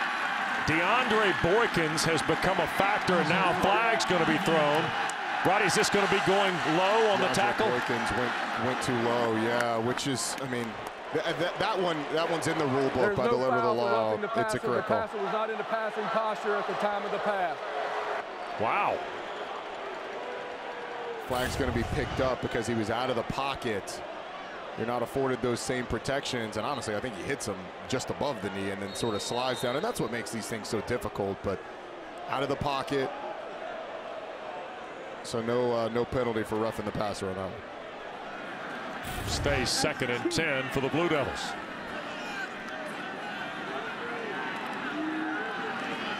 Four and out on their first possession. Leonard looking, quick throw inside. That got broken up on the way to Jordan Moore, and that was Storm Duck. So Wes, on that roughing the passer penalty that was picked up, we're being told, we couldn't hear it because of the referee mic, we're being told that he said that the passer was not in the process of passing when that happened. So a little confusion still going forward. Wanted to pass that along, but either way, it sets up Duke on a third down, right near midfield at a place where they may be in 4-down territory. That's Higgins in motion. Carolina bringing 5. Leonard a quick throw, and the catch is made. Jalen Calhoun holds on at the 46 of the Blue Devils. So it's about 4th and 5 here, Roddy. And it looks like Porter Wilson's going to come to the field for a punt as DeAndre Boykins took Calhoun out of bounds. They're going to send out the punt team, and I'm a little surprised. I am too, especially, you know, Carolina's going to heat up offensively. The path to winning this game for Duke is keeping the offense on the field. I'm a little surprised too that they're opting to punt. Down stands at the 11. Porter Wilson flips it over. Josh will run forward and signal for the fair catch. He got hit. Flags go down. Duke recovered the deflection.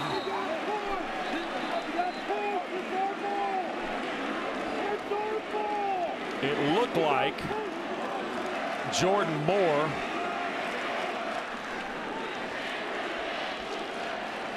was involved in the collision with Downs that brought the flag. But opting to say that he was pushed into him. It was a late fair catch call by Downs. Regardless of that, he's afforded the protection to have a fair catch. Yeah, he's clearly, the hands are on him. I would say that qualifies as a push in. He's trying to avoid it. Ruling on the field, there is no kick-catching interference as the defender was kicked into the receiver. We have illegal touching. The ball was first touched by the kicking team. It will be North Carolina's ball, 1st and 10 in the spot of illegal touching. Obi Ekbuna pushed Moore into Downs. Mac Brown's team has the ball when we continue. Roddy, wrapped in a little controversy. Yeah, this was the Dwayne Carter play where he's called for roughing the passer, unnecessary roughness. He didn't agree with it. I didn't agree with it. But Carolina took advantage of it. Drake Maye, just like he's been doing all year, using his legs, a deep pass to Josh Downs, where Downs goes up and gets it over near the sideline, and then Elijah Green plunges 1 yard into the end zone. 1 carry, 1 touchdown. It's pretty good work for a running back. Yep, Tar Heels with a 3-point lead. Duke had 5 plays and the punt on their second possession. So Maye and the Tar Heels going to go back to work off their 22. Miami already a winner. They're 1-1 in the Coastal Division. Pittsburgh not playing today. They have a loss in the Coastal Division. Duke has a loss in the Coastal Division. Carolina trying to take hold, posting their 3rd ACC win if they can find a way tonight. Hood on the little route to the flat on the far side of the field picks up 4. 2nd and 6 will be the next play for Carolina. You know, if Duke has really played from ahead the entire game, this is a big stop for this Duke defense. Let Carolina go up by certainly 2 scores. There's Maye, another pitch. This is Hood turning the corner.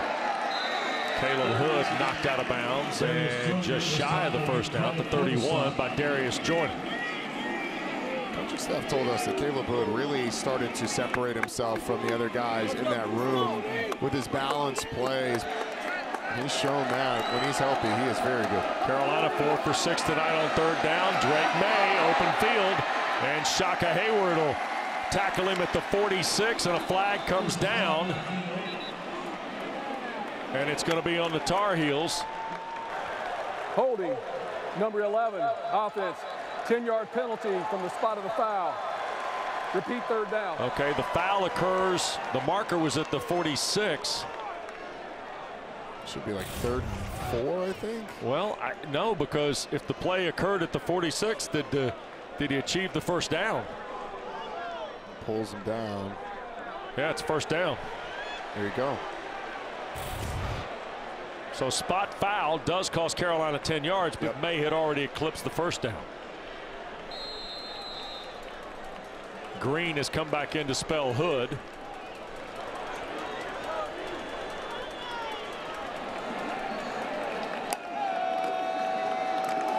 And here is Elijah Green. Flag thrown as he breaks midfield to the 47, but I think this is another hold on Carolina. Pickett, the tackle. Holding, offense, number 52, 10-yard penalty. Repeat first down. Jonathan Adorno.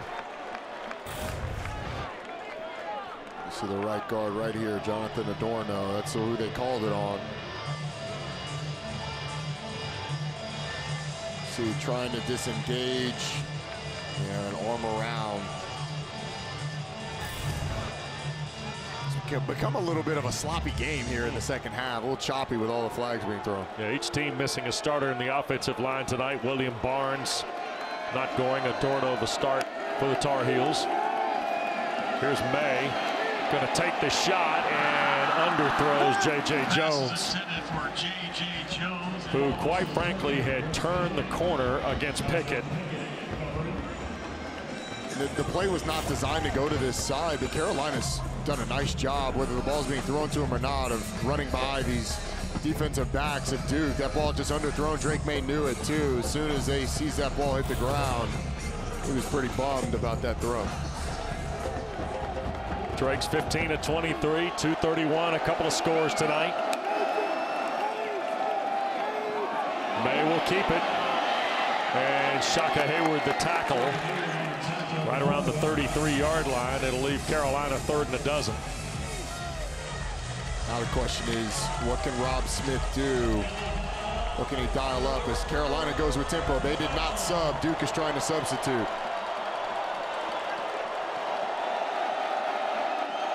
See how many of the Blue Devils bring here. 6 in the box. Tar Heels giving them a chance to find their feet. Here's May, eludes the rush of Mausi, throws, caught. Antoine Green, first down to the 49. In traffic, Antoine Green holds on. Dwayne Carter the tackle, and he's slow to his feet for the Blue Devils.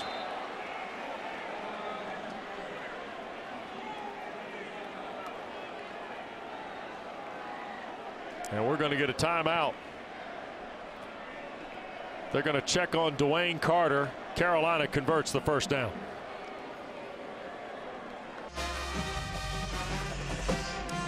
.431 to go here in the third. Drake Maye, a little worse for the wear, maybe, Roddy. Darius Joyner here a moment ago, and after the play and on the ground, you see number 1 a little step on the hand. Yeah, I'm going to call that unintentional, but it's a rivalry game. Here is May from the pocket, looping for downs, and he holds on at the 20-yard line. Holy smokes, what a grab by Josh Downs. Jalen Stinson, I thought, had terrific coverage. He did. And Josh Downs just once again goes up. And he is so good at high pointing the football when the defensive back has their back turned. Hope he's okay, though. Came off the field quickly. 31-yard play. Elijah Green inside the 10 to the 5, and a second career touchdown for Green.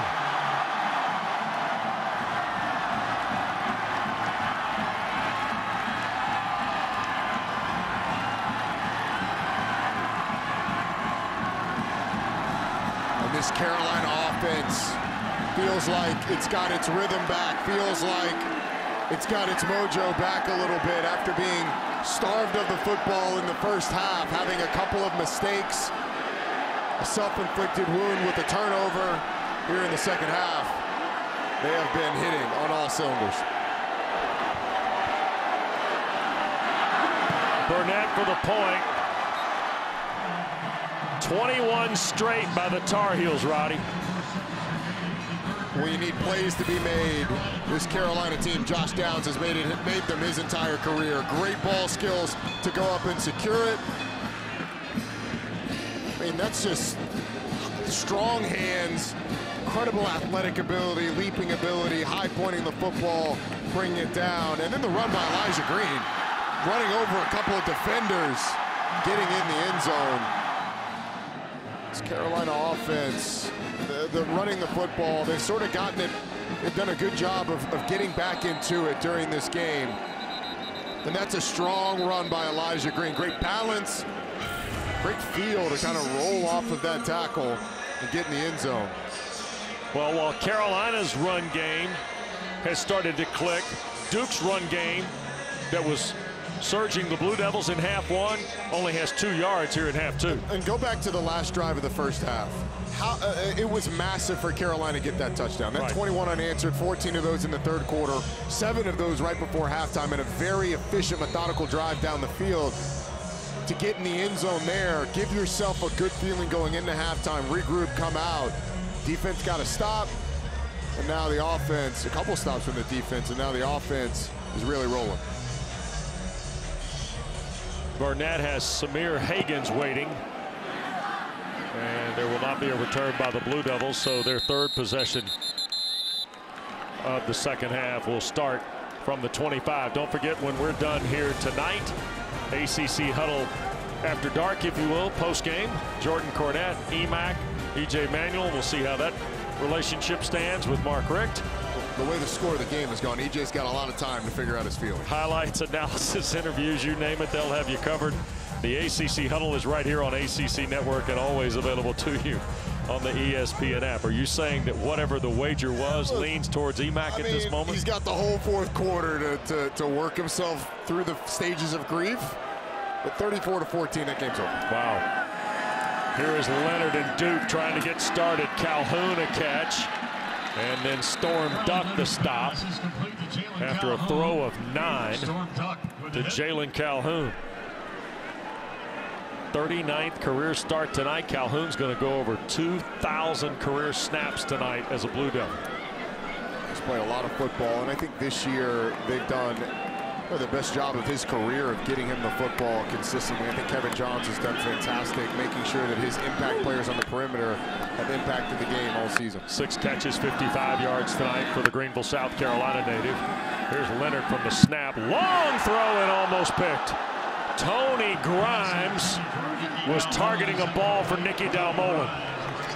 This ball just kind of hung up for Riley Leonard. It's a little bit of a throw that you take for granted. He kind of throws it off platform, slings it. You've got to really drive that football to the outside. Tony Grimes had a great shot to pick it off. Would have been a tough pick, diving for the football, but a dangerous throw by Riley Leonard.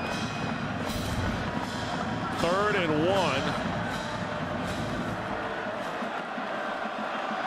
You see Foley and Dalmolin now split. Duke going to run it with Waters, and he's not going to get it. Carolina, who was a swinging door against the Duke run game in the first half, has all of a sudden locked things up. Cedric Gray, the first guy in a chrome helmet there. It's the perfect way to play a counter play. You get 2 pullers coming from the backside. Cedric Gray just works hole to hole, gap to gap. Watch him here. He's in the middle right there. Watch him work across. Finds the hole, explodes through it. And Duke's keeping the offense on the field. And I think you have to in this situation. You're down 10. Carolina's cooking offensively. Leonard will work from under center. They're going to toss. Waters trying to get to the edge and won't get there.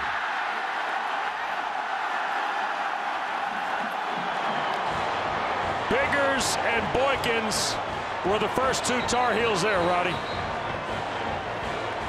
You go back to the other 4th down decision where they decided to punt it. Carolina drives down the field and scores. We said it then, the way to win this game for Duke is with your offense on the field. You can't keep giving Carolina turns at it. This was just a nice play by the defense. You get Biggers slipping underneath, able to get in the backfield. Boykins, able to slip under that block and get out there. And then Biggers cleans it up. It's a great play by Carolina on defense. May will hand to Elijah Green. Elijah Green, the ball carrier. Who picks up 2. Boy, Mike Elko, a long look for the 45-year-old native of South Brunswick, New Jersey. Named Duke's 22nd head coach. And a guy who has got a blueprint for success in his career, who waited a long time to be a head coach. And well, he knows that stage at that play, Roddy. not pay many dividends. Here's a flea flicker for Maye, trying to get Morales, and incomplete. Kamari Morales ran a long way on the flea flicker. Oh, Carolina going for the knockout punch. Little razzle dazzle, Hood to Downs, back to Maye, guy in his face. Morales would have had a shot, Maye just a little too far out of bounds. So flea flickered, a little double reverse pass. Yeah, there you go. Phil Longo. Carolina 6 of 8 on third down. Here's Maye in trouble. He'll be sacked. Blue Devils come up with the sack. Out of the secondary, Brandon Johnson.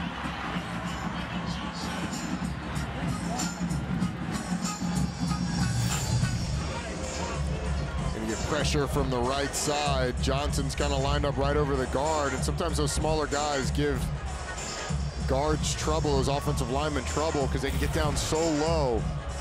And that sack pushes Carolina in a little bit of a no man's land. They're sending out the field goal team. Noah Burnett, it is a 47-yarder at Appalachian State. This is his longest kick as a Tar Heel. This is 51 3/4 yards. And on the way, and no good. Missed it to the left. What a stop for Rob Smith's crew on that Duke defense. So massive. Your defense goes, I mean, your offense goes for it, and your defense comes up with a big stop. That's huge. And there's been a lot of talk about analytics and decision making. You're kind of backed up, so you had to do it there. But part of the thing that's factored into it is the percentage chance that your defense gets a stop, forces a field goal attempt, and it misses. And Mac disappointed that his offense wasn't able to put the game out of reach by putting it in the end zone. Yeah, so's Phil Longo too, Roddy. Yeah. So Duke takes over at its 34. Jaquez Moore, the running back. Remember, Jalen Coleman is a no-go tonight, missing his second straight game for the Blue Devils. Best field position to start a drive, and Moore trying to get free, and Power Eccles takes him down. Power Eccles, number 23, with the stop. I know Carolina is without one of, you know, you've got a list of favorites in this league, right? I mean, let's just be honest. You do. We follow the league every week. We mostly nose guards. Talk about play. Ray Bahasic is one of your favorite players in the league, right? And he has been for, it seems like 10 years. Yeah. That's how long he's been there. Well, fair point. Here's a throw. Leonard coming back near side. Heck of a catch. And the grab by Malik Bowen Sims. It's his second catch of the year and the 10th of his Duke career. Ray Bahasic, I know, was one of your favorites. I'm going to guess that Power Eccles has moved on to the Roddy Jones list. Power Eccles is up there, man. Just feels like an old school linebacker. And he's... Duke ends up running in the second 16 plays. Just better than 40 yards, Roddy, in the third quarter for the Blue Devils. Riley Leonard, 106 rush yards in the first half, only 3 after halftime. Midfield, 1st and 10, start quarter 4. Leonard the throw, and that ball's caught but out of bounds to Jordan Moore. That was fired into the Tar Heel bench. So 2nd down and 10. Carolina 165 of offense in quarter 3. Duke had 68 total. The Duke run game hasn't been nearly as effective in the second half. You got to credit Gene Chizik and his crew. Yep. That's Bowen Sims in motion. Play fake. Here's Leonard looking for help. Fires it back for Dalmolin. A terrific grab. Against DeAndre Boykins, Nicky Dalmolin hauls in a 30-yarder. We get the quarterback rolling out to the left off the play action. Dalmolin slips across the formation and then up the field, gets a step on DeAndre Boykins, and then makes a fantastic catch, high pointing the football. For what we've seen, a couple really nice catches from Josh Downs, and now a really good run from Nicky Dalmolin downfield. It had 8 catches, including a touchdown at Georgia Tech that got the game to overtime last week in the last 3 games. Here's Leonard going to throw for the end zone. Hagens caught it. Touchdown Duke.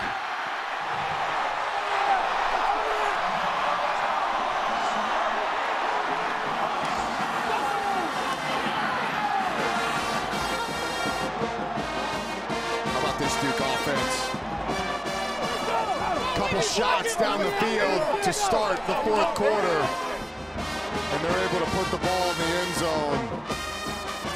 Kevin John's crew is not going away quietly, and Mike Elko has to be proud of what his offense, the response that his offense just gave. Charlie Ham to add the point, to cut it back to a 3-point game. Early in the fourth, the victory bell hanging in the balance, and the Blue Devils answer.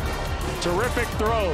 Riley Leonard first to Dalmolin, and then dials Samir Hagans. Duke to within 3 when we continue from Wallace Wade. Well, Samir Hagans, his second touchdown catch of the year. He had 3 receptions in the last 3 games, and Duke on the board for the first time since late in the second quarter, Roddy. It was a big one. It was a statement. Certainly a boost of momentum for this Duke team. And there will be a return by Hampton. 20, 25, and out to the 28 goes the freshman Amari and Hampton. And another look. This is the touchdown. You're going to get Samir Hagans, who's going to go on a slant and go. And when he does it, watch at the top of the route, the eyes of Tony Grimes. Freezer right there, guys. You got the eyes inside. Meanwhile, Hagans is wheeling up the boundary, and he's going to be wide open. Riley Leonard does a nice job with the throw, places it right where it needs to be. And then check the eyes of Riley Leonard. Looks at the safety, makes sure he's got what he likes. With a little pump fake, and he knows it when he lets it go that he's likely got a touchdown. Hagans had a punt return for a score in Atlanta last Saturday. Touchdown catch tonight at home. And another delay of game on Carolina to start a possession. Second time that's happened tonight. First down. It's an operational thing that Mac Brown has to get fixed. And these officials aren't, their job isn't to wait for you to start the play clock. 8th penalty, 61 yards tonight on Carolina.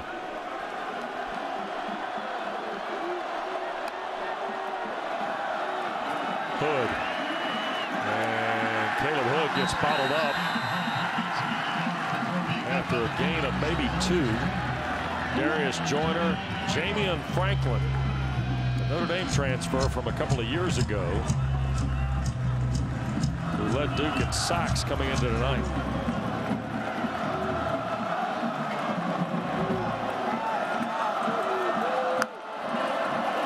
Maye going to empty the backfield, has time, shoots it for downs.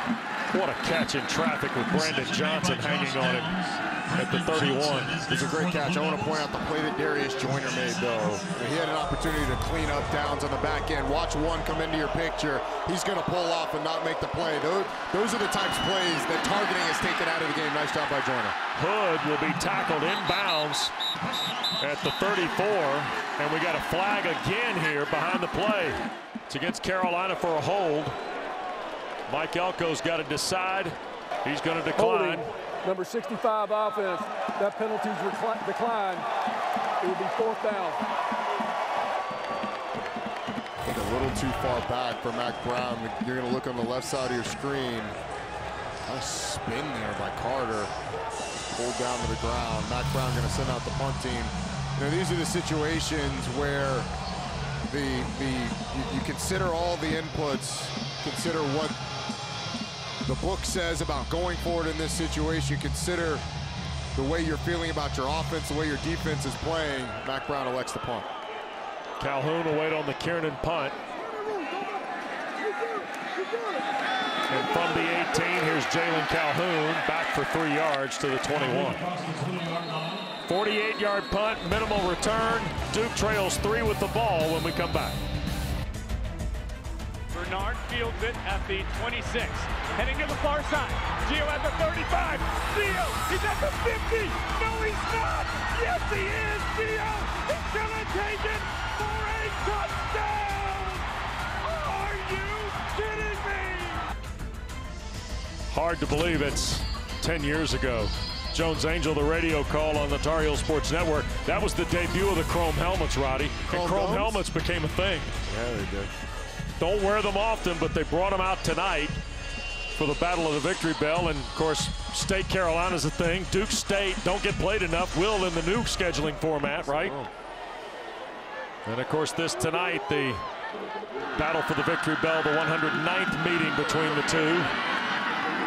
First down play for the Blue Devils. Terry Moore, who has had some moments here tonight, picks up about 4 to the 25, 2nd and 6. We've not seen Riley Leonard nearly as involved in the run game as he was in the first half. I'm Kevin Johns. Pick your spots. Have him pull one.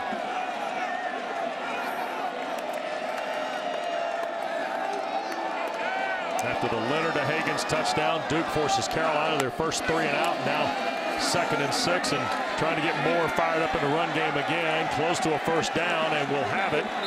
If the spot is true, Tony Grimes on the stop near the 32-yard line.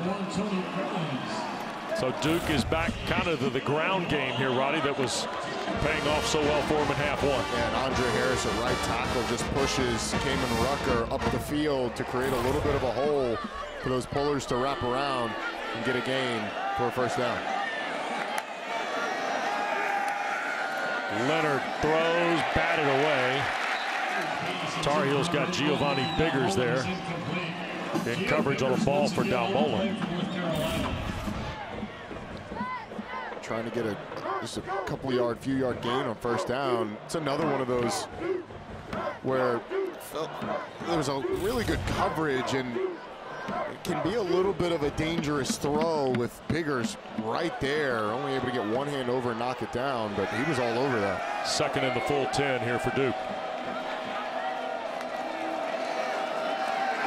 Leonard will try and get something out of it. And maybe to the 34, just shy of the 34 for 3rd down. Riley Leonard may have bailed a little early on that one. The pocket was good. They had the blitz picked up. You had a nickel blitz, and the running back looked like he was going to have a shot to contact him. Leonard saw some space, decided to go, but Miles Murphy did a good job sort of pushing him towards the sideline. Now you're going to get a 3rd and 9. Duke's got 3 to the field. Pancol to the boundary, top of your screen. And Leonard to throw. In traffic, caught. Coming across the field. Eli Pancol. First down, Duke in Carolina territory at the 38. 28 yards. It's just a simple shallow cross coming across the field. He's released, it's zone coverage. Leonard does a good job of maneuvering in the pocket, able to deliver an accurate ball. And check this out, guy Noah Taylor in his face. He knows he's gonna get hit. Still puts it on the 6 of Eli Pancol, who gets up the field. They raved about his competitiveness and his drive. Leonard 213 yards now on 18 of 25. He's been a factor in the run game. They're going to double reverse, try to flip it back. Moore drops it incomplete. And for Duke, they ought to be glad Terry Moore dropped it, or else they're probably going to lose, Roddy, close to 10 yards. It's the best case scenario for Duke. It's the exact same play that we saw from Carolina. You get the reverse flea flicker, and then it's covered well down the field. Worked out well for Duke, actually, by Terry Moore dropping it. Boy, Javari Ritzie almost single-handedly destroyed the play for Carolina defensively. Tell you what, it's an impressive looking defensive line for Carolina. They are big. There's Waters trying to find room. Spins back, steps through, 15, 10, 5, touchdown, Duke in front.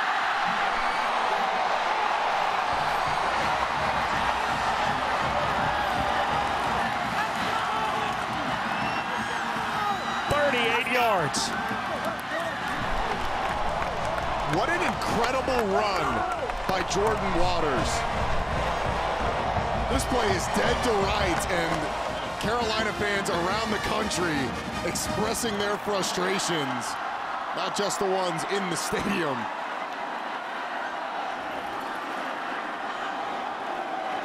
to make it a 4-point game with 10-12 to go. Charlie Ham's point is good. Well, we got a thing now, don't we? How about the swings of this game? Duke was down 10. They scored 14 straight. Watch the cutback. Carolina's got it wrangled. A missed tackle there. A wise sort of tap on the shoulder downfield by Eli Pankow. Jordan Waters sprints into the end zone, but the vision and the athleticism to cut back. Some poor tackling on the Carolina Tar Heels front, and Moore ends up in the end zone. Second touchdown run of the night for Waters. He scored the first Duke touchdown on a 2-yard run, and now he's scored from 38. Duke had 2 yards of rushing in quarter 3, Roddy. They had 51 on that drive. Yeah.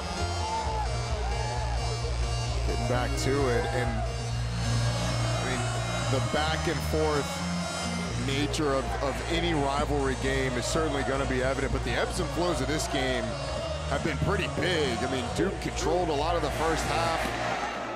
Carolina most at the beginning of the second half, but now Duke back in front. Short kick. Hampton juggles it into the end zone.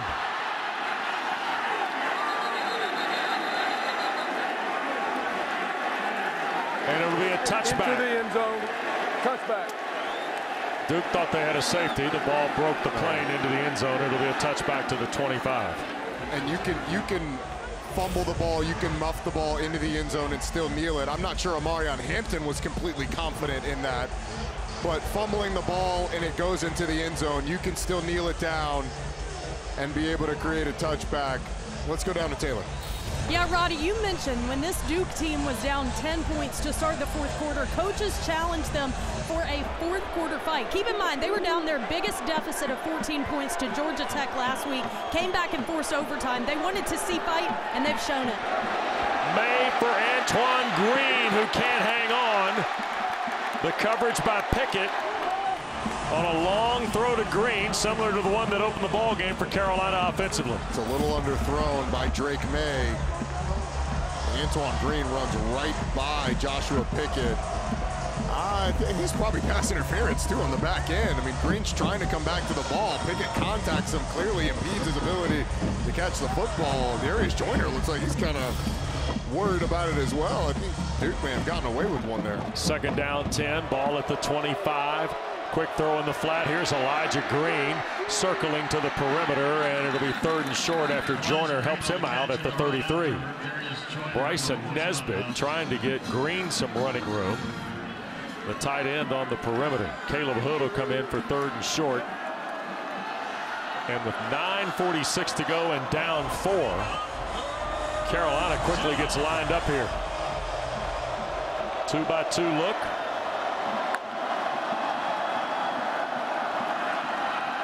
Carolina getting a chance to see what Duke lines up in. They're switching defense. They had 2 safeties deep just a second ago. Now 1 safety in the middle of the field. Here is Maye. Quick throw. Downs drags a foot at the 39. First down. That's his best catch of the night, because he's got to go up to get this ball while keeping a foot on the ground. That is sick. That's impressive. That is sick. Foot clear down on the grass, drags it. That's a football catch right there. 7 for 103 tonight for Josh Downs. Oh, now they review one. You see the 9 targets. So we'll step aside. Gary Patterson to review. We're back after this. Don't forget, ACC PM hosted every weekday afternoon. Mark Packer, Taylor Tannenbaum, Trey Boston, all the football, plus the latest news from around the conference. Don't forget about Chester and Fuller, too, fellows. Weekdays 4 Eastern, ACC PM on ACC Network right here on the ESPN app. The catch is confirmed. Carolina from the 39, 1st and 10.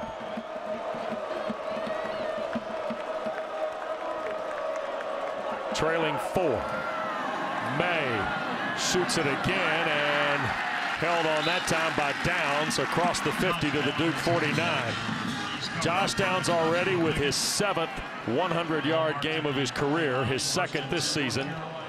He now has 8 for 115. Maye has his 5th career game with over 300 yards tonight, Roddy. There's a little bit of a feel that if Carolina's going to do this thing, it's going to be going to their best player, Josh Downs. Maye backing up, throws, and it's caught. QB Riley makes his first appearance in the ball game, Roddy, and makes his 17th catch of the year. The throw is impressive because Drake Maye has a defender draped all over him, and then the catch on the back end by QB Riley, who's done a nice job this year, especially when Josh Downs was out. Dwayne Carter the stop. Here's another throw. Riley the catch. Out of bounds. He only had 2 catches in the last 3 ball games coming in. He's had 2 catches on back-to-back plays here tonight. Yeah, didn't play last week against Miami, but he's come back and started to make an impact now. Carolina started to line Josh Downs up on this drive alone to the top of the screen to the boundary. Play fake by Maye. Trouble coming. Throws. And incomplete before it bounced into the hands of Dwayne Carter. R.J. Oben was draped all over Drake Maye. The question is going to be, this one did not look like the first one where the hand is empty coming forward, being a fumble. I think the arm starts to move forward before that ball comes out, I believe. Yep. Arm starts to go forward. They're going to review it anyway. Yeah, I think they should. You convinced? Complete forward pass. Previous play is under further review. Based on the looks that we have seen, I don't know how you can overturn the call on the field. All right. Gary Patterson back to review. We check in a moment. 35-31 Duke, 7.5 to go in the 4th, and Roddy, Gary Patterson's been looking at this the entire time we've been in commercial break. As have we, and we've gone back and forth over and over. We saw this look before the break, and it looks like as the momentum of the hand starts to change, the ball is still in his hand, but the looks from the front tell a little bit different story. That ball looks like when it starts to come forward, it's out of his hand. I think it stands, but we'll see. After further review, it was determined that it was a fumble immediately recovered by Duke at the 38-yard line. 1st and 10 for Duke at the 38-yard line on the right hash.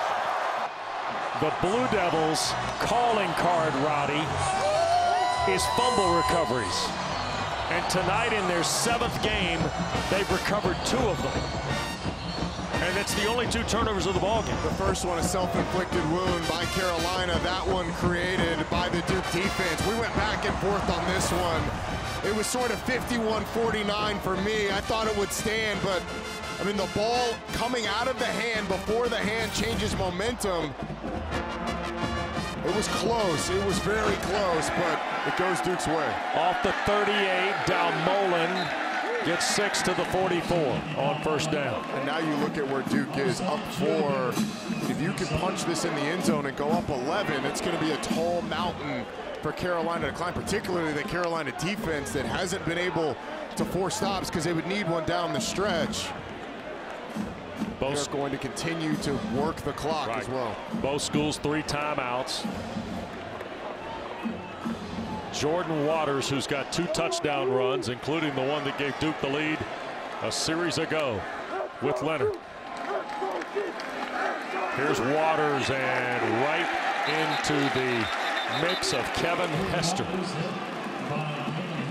And it will be 2nd down and 6, no gain on the play, or 3rd down and 6, no gain on the play.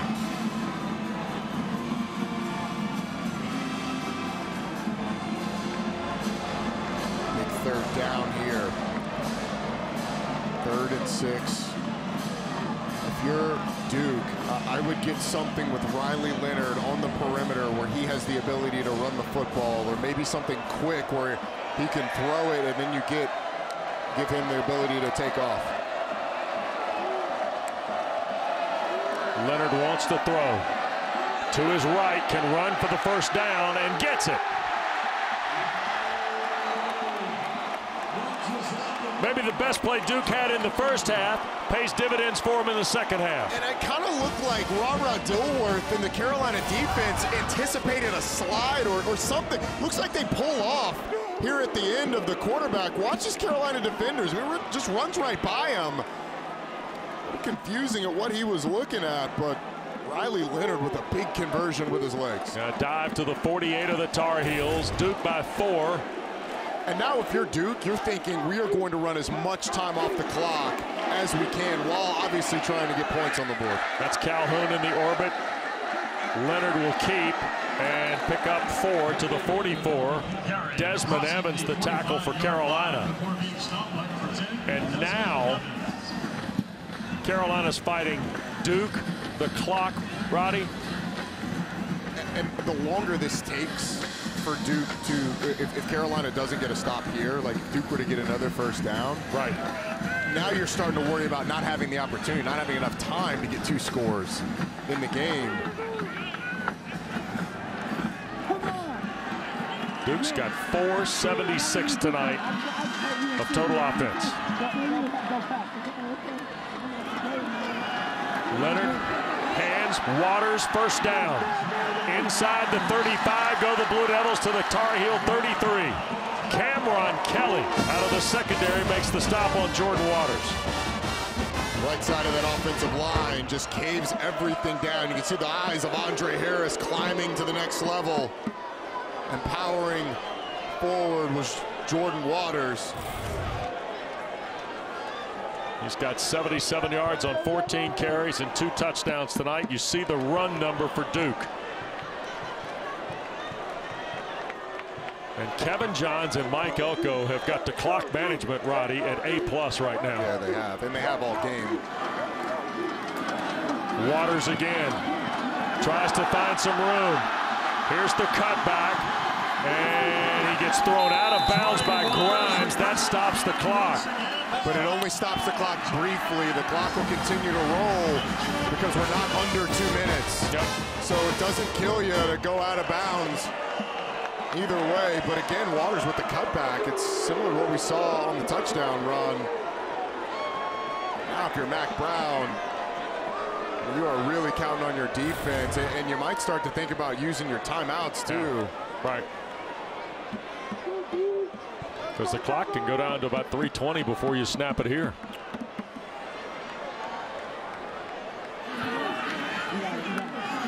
Here's Leonard. This is Moore. And the tackle from Ritzy. That's Jaquez Moore.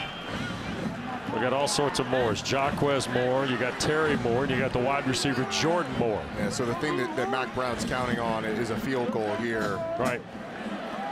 Because at this point, it's going to be tough to get 2 scores. If Duke scores a touchdown, I mean, that's an uphill climb. Roddy, it's second down here and under 3 minutes to go. And I know you got all the books and all the charts and everything here, but you got to think about using one of the timeouts. Yeah, and I think they will, but you want to save one for your drive, too. Sure. So I don't mind him letting the clock run here. If you get a stop after this one, that's when you start to maybe use one. There's Jaquez Moore. He'll be brought down shy of the first down. So it'll be 3rd down and 2, and there is the first of the 3 Carolina timeouts with 2:32 to go. I mean, the thing that you're worried about if you're a Carolina fan, the defense hasn't shown they can stop the run on this drive. So Mac Brown calls the timeout. And if I'm Gene Chizik, I mean, this is sell out right here. You are, I mean, it's man-to-man coverage on the outside, cover 0, nobody in the middle of the field, nobody helping. They get it in the end zone. It's kind of whatever because you got your offense back on the field. You certainly don't want it, but make them take a low percentage shot if they want to. And I don't think Duke wants to. This is going to be a run for Gene Chizik, excuse me, for Kevin Johns. So you got to sell out here. Everybody around the line of scrimmage is trying to stop the run. A team that had just, what, a handful of yards in the 3rd quarter running has 47 alone on this drive. It's almost as if, Roddy, they refound the file on what worked run-wise after Carolina made some adjustments maybe at halftime. Well, it's sort of been the punch-counter-punch sort of deal. They had a lot of success getting on the edges of Carolina. Carolina not keeping contained in the first half. And then in the second half, Carolina made some adjustments. Well, Duke has adjusted to that. Much more zone stuff, cut back wide open. Now the biggest 3rd down of the game. That's Kevin Johns, who joined Mike Elko from the Memphis staff as their OC the last couple of years. Done a terrific job tonight. And here's the third down play. Waters will sneak through. There is a flag dropped at the snap. So the clock stops on an apparent first down run. Illegal shift offense. 2 players move, not getting set for this 5-yard penalty. Repeat third down. What a massive operational mistake for Duke. Just not giving time to let both players get set before Dalmolin starts to go in motion. And the penalty actually occurs before that. You had shifting going on, and those players that shift have to be set before you can then send the motion. They did not give enough time. And Carolina gets a second life at this. You throw it here? You have to try and get the first down. Whatever you think the best opportunity to get the first down is, clock it regardless. The only way you can seal this thing is by getting the ball in the end zone. So yeah, if I would throw it here, or a quarterback draw. 3rd and 7. Leonard wants to throw. Going to take the shot for Calhoun, who holds on. That's a Duke touchdown. There's a flag down on the play.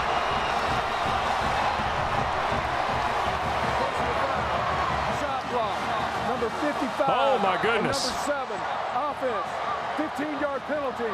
Repeat third down. Andre Harris ticketed with a chop block, and it will negate a touchdown pass and terrific catch by Jalen Calhoun. Well, it's 55 and number 7. It takes 2 on these chop blocks. You're going to get Andre Harris engaged up top, and then Waters goes down low. It's kind of right at the hip, but that is a high-low, and it negates a second conversion for Duke that really would have put the game away. That one would have put the game away, or would have made it really tough for Carolina, because I've seen crazy things happen in rivalries involving Carolina.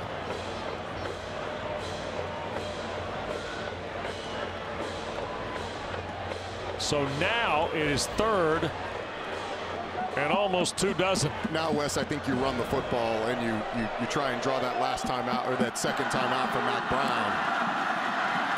Leonard gonna tuck and run, and taken down at the 26. Carolina uses their second timeout with 2:14 to go on the Biggers tackle.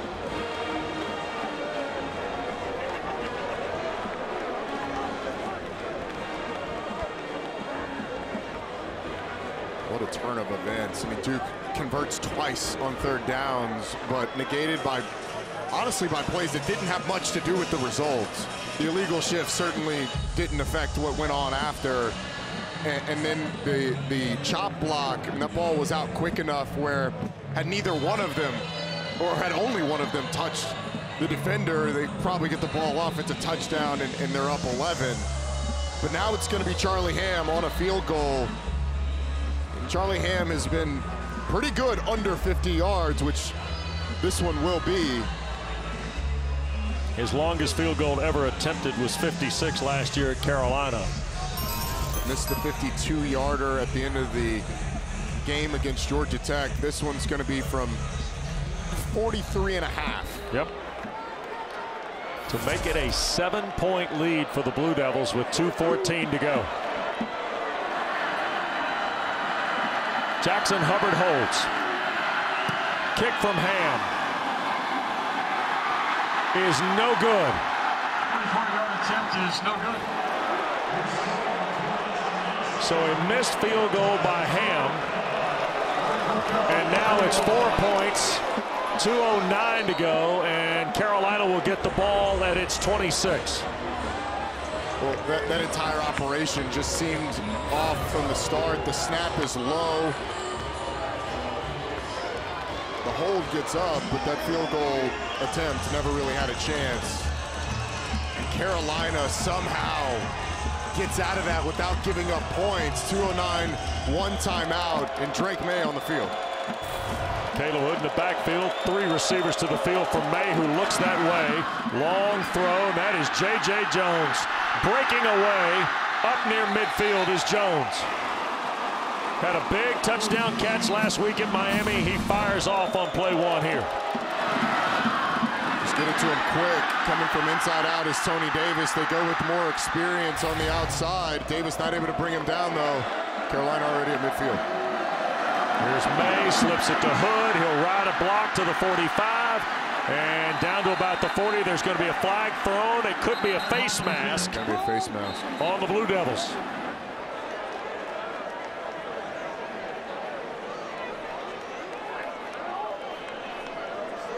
Personal foul, face mask, number 42, defense, 15-yard penalty, automatic first down. Shaka Hayward. Arguably one of the most veteran defenders Duke has.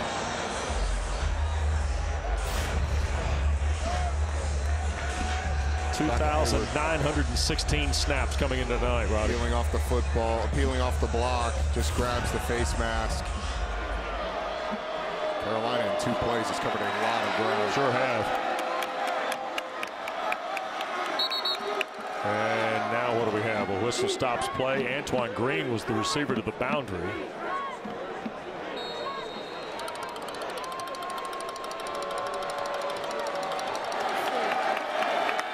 Snap to Maye.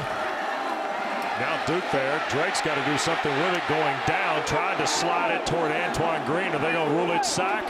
Dwayne Carter, I think, got to him. They're going to rule it as a sack. Dwayne Carter has shown up in the second half. Boy, has he. Fumble recovery and then the pass rush. It's actually kind of made by the pressure on the other side. Drake Maye tries to get it out, but not before his knee hits. 2nd and long. Here's Maye. He's going to tuck it away and run to the 20. That'll leave Carolina with 3rd down and about 5. And they're fine. You don't need a timeout here. Caleb Hood's hurt. Caleb Hood is hurt. And normally in those situations, you'd have him go down, but that'd be subject to a 10-second runoff or having to use that timeout. Wise of him to get off the field. Elijah Green's come back in. He's got 2 second-half touchdowns for Carolina. Here's Maye. Looking. Now we'll get back to the 20 before he's brought down by Vincent Anthony. That's VJ Anthony, the very talented freshman.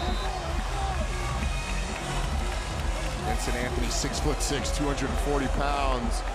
He is going to be an absolute monster by the time he gets out of here. But the timeout sets up 4th down for Carolina. And this is for the ball game, essentially. Well, Longo going to draw up something. I mean, I think you have to find Josh Downs. You have to find 11. And they tried to there. I actually thought they had him on the play. Carolina's been excellent on 4th downs this year. The only team better than them on 4th downs percentage-wise is Clemson. And coming into this weekend, they'd only gone for 3 and converted all 3. But it comes down to this for Rob Smith's crew. Well, they've been battling since late November 1888 when Duke, known as Trinity, beat Carolina in Raleigh of all places, 16-0. They've been playing since 1948 for the victory bell. They've split the last 10 meetings. Snap to Maye. He'll move to the left and throw. It's caught. Downs inside the 10, knocked out of bounds.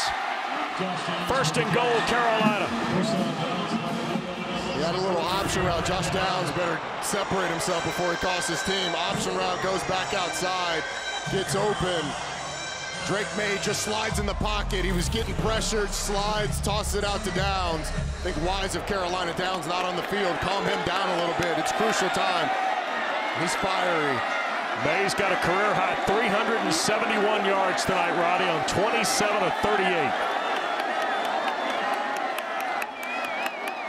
Play fake to Green. Maye up in the pocket to his right. And he will dive for a yard. And now we're inside 30 seconds. Carolina cannot waste time. You have to throw that one away if you're Drake Maye unless you're getting in the end zone. And they spike it to stop the clock with 21 seconds left. So now it's 3rd and goal. In that situation, I know Drake Maye's trying to make a play, but unless you think you can score or get to the sideline, throw it away and save the time, because now you've essentially wasted a play. You had 4 shots for the end zone. but because you're tackled in bounds, now you only have 3. You had to spike the football. You have to get 2 more. So as a young quarterback, you cannot take a sack here. You absolutely cannot. Only 21 seconds left on the clock. You take a sack, you're going to be in scramble mode to toss it into the end zone on 4th down. Antoine Green to the boundary, 3 receivers to the field. Josh Downs right there. Here's Maye, pressure coming, going to turn, throw toward Green! Touchdown, Carolina!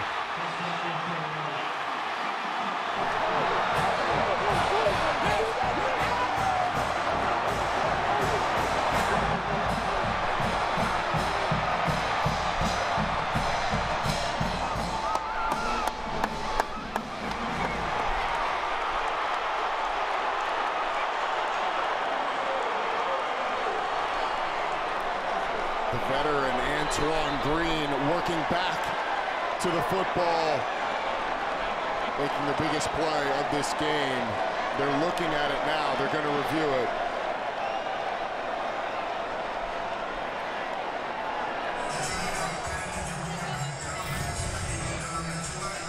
The question is, did he step out without being forced before he catches the football? The answer is yes. That heel looked like it was on the line right before Wes. He's clearly in. But as he comes back, watch this right foot. Right there.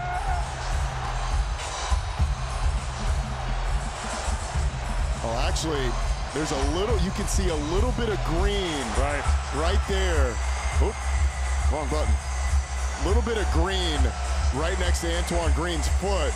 That white cleat, I think there's a sliver. There's certainly not enough to overturn it. I thought we saw it on the first look, but I think he's inbounds there. He clearly catches it inbounds.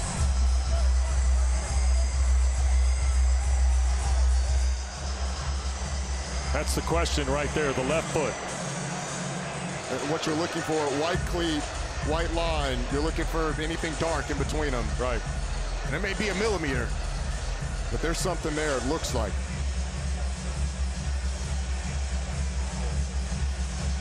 Boy, this 4th quarter has lived up to the hype of the rivalry, hasn't it? Certainly has. What a series of twists and turns. I mean, Duke has 2 conversions on the other side, both negated by penalties. And then Carolina with the drive down, 4th down conversion. And then on a 3rd down, able to find the end zone with Antoine Green in a play that I would anticipate at the bare minimum is going to stand. Gary Patterson, a long look here.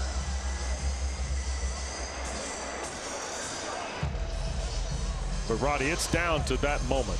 Yeah. The left foot, right? It is.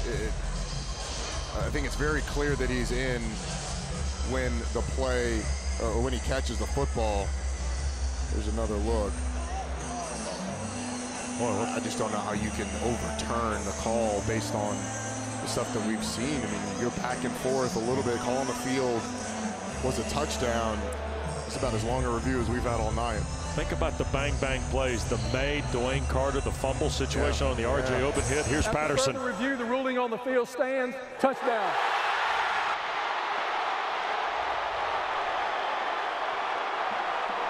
Nine plays, 74 yards in a minute 53.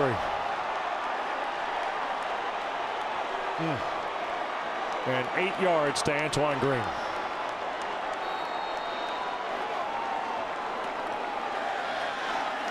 And Burnett to make it a 3-point game.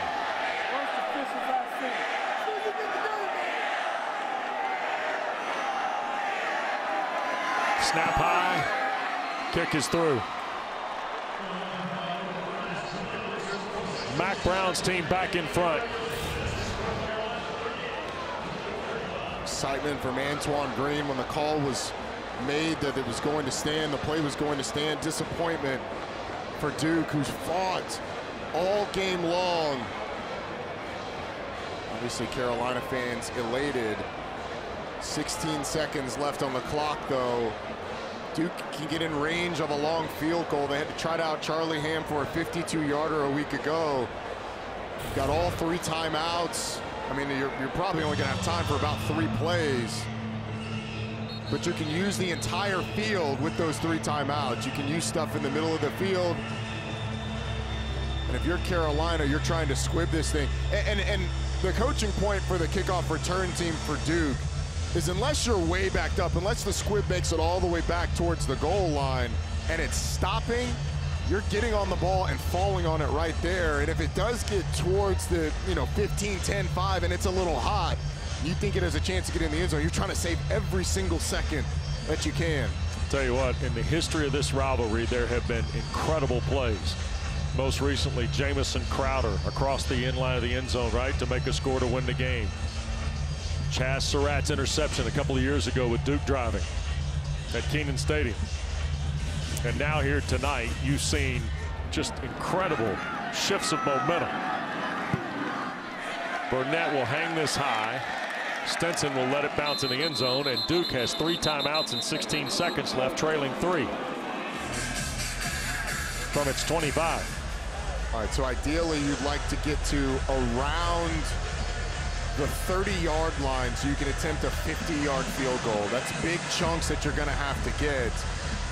But if you can get to the 45-ish, then you're in Hail Mary range where you're at least tossing it in the end zone.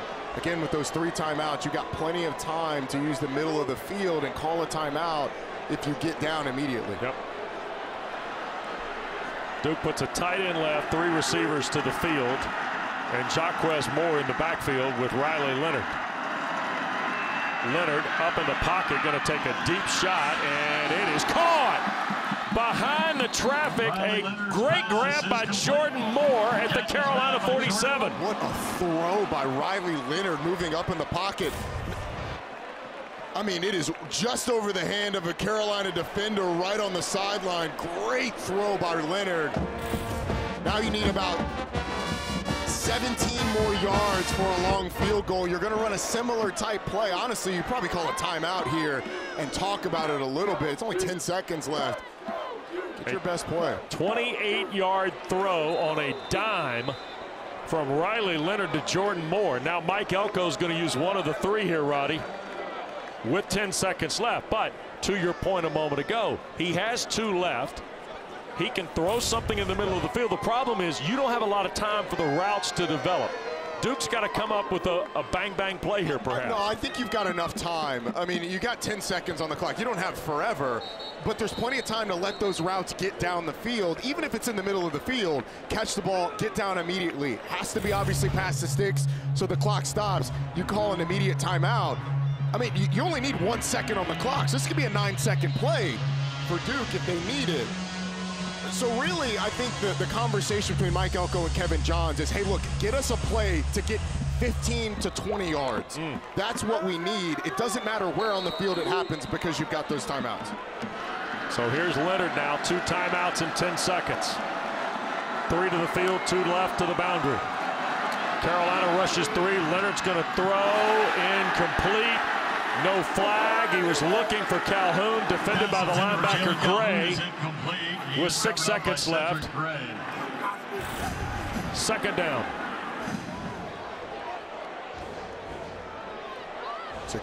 So I think Cedric Gray does a pretty nice job of taking his hand off of the receiver, at least at the end of that play. And now the question for Duke is, what do you go with? Mike Elko is going to call a timeout. You don't have to throw the Hail Mary from here. You can run a quick play, get it, 5 to 10 more yards before you throw it in the end zone. And you see him asking Kevin Johns a little down in distance and time management here. The thing is, how do you want to play it? Because that last play only took 4 seconds. Yep. So you can throw that play again, that type play again. Gene Chizik on the other side, kind of in a no man's land. Do you back everybody up in anticipation of the Hail Mary, or do you have them play normal type defense to prevent a 10, 15-yard throw like the one that just happened? That's sort of the game that that these coaches go through over and over and over, the reps and over and over and over. But again, that last play was only 4 seconds. Right. So you do have some time, if you would like, to throw it in the middle. It's a little bit of a risk, because if it's not there, you got to trust your quarterback to throw it away immediately. So you got an extra second. Yeah. Well, that's huge. You just leveraged the second. Duke's got one timeout. Leonard again, a 2-by-2 look. Gonna throw, batted around, and intercepted. Will Hardy has come up with the deflection to end the game. And now a flag has been thrown. 2 flags. Previous play is under further review. On the Hardy interception.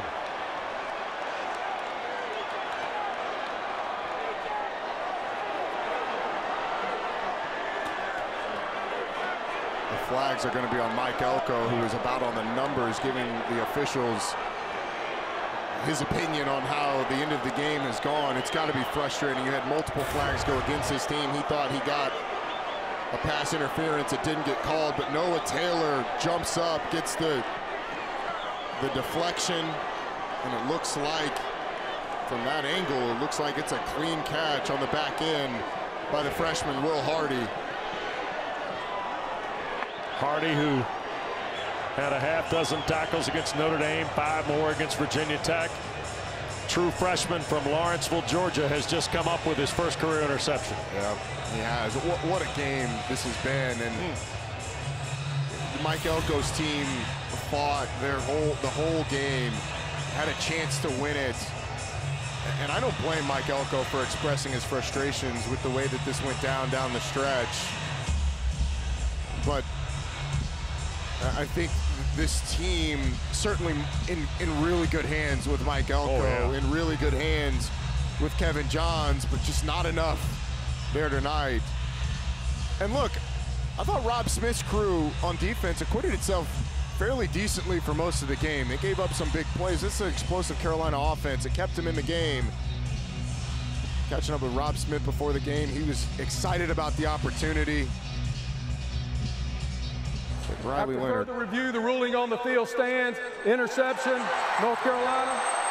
After the play, unsportsmanlike conduct, Duke head coach, 15-yard penalty, will be first down for North Carolina from that spot.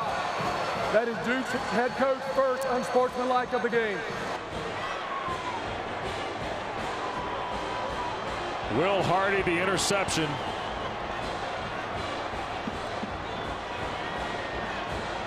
And the Tar Heels can't wait for the victory bell.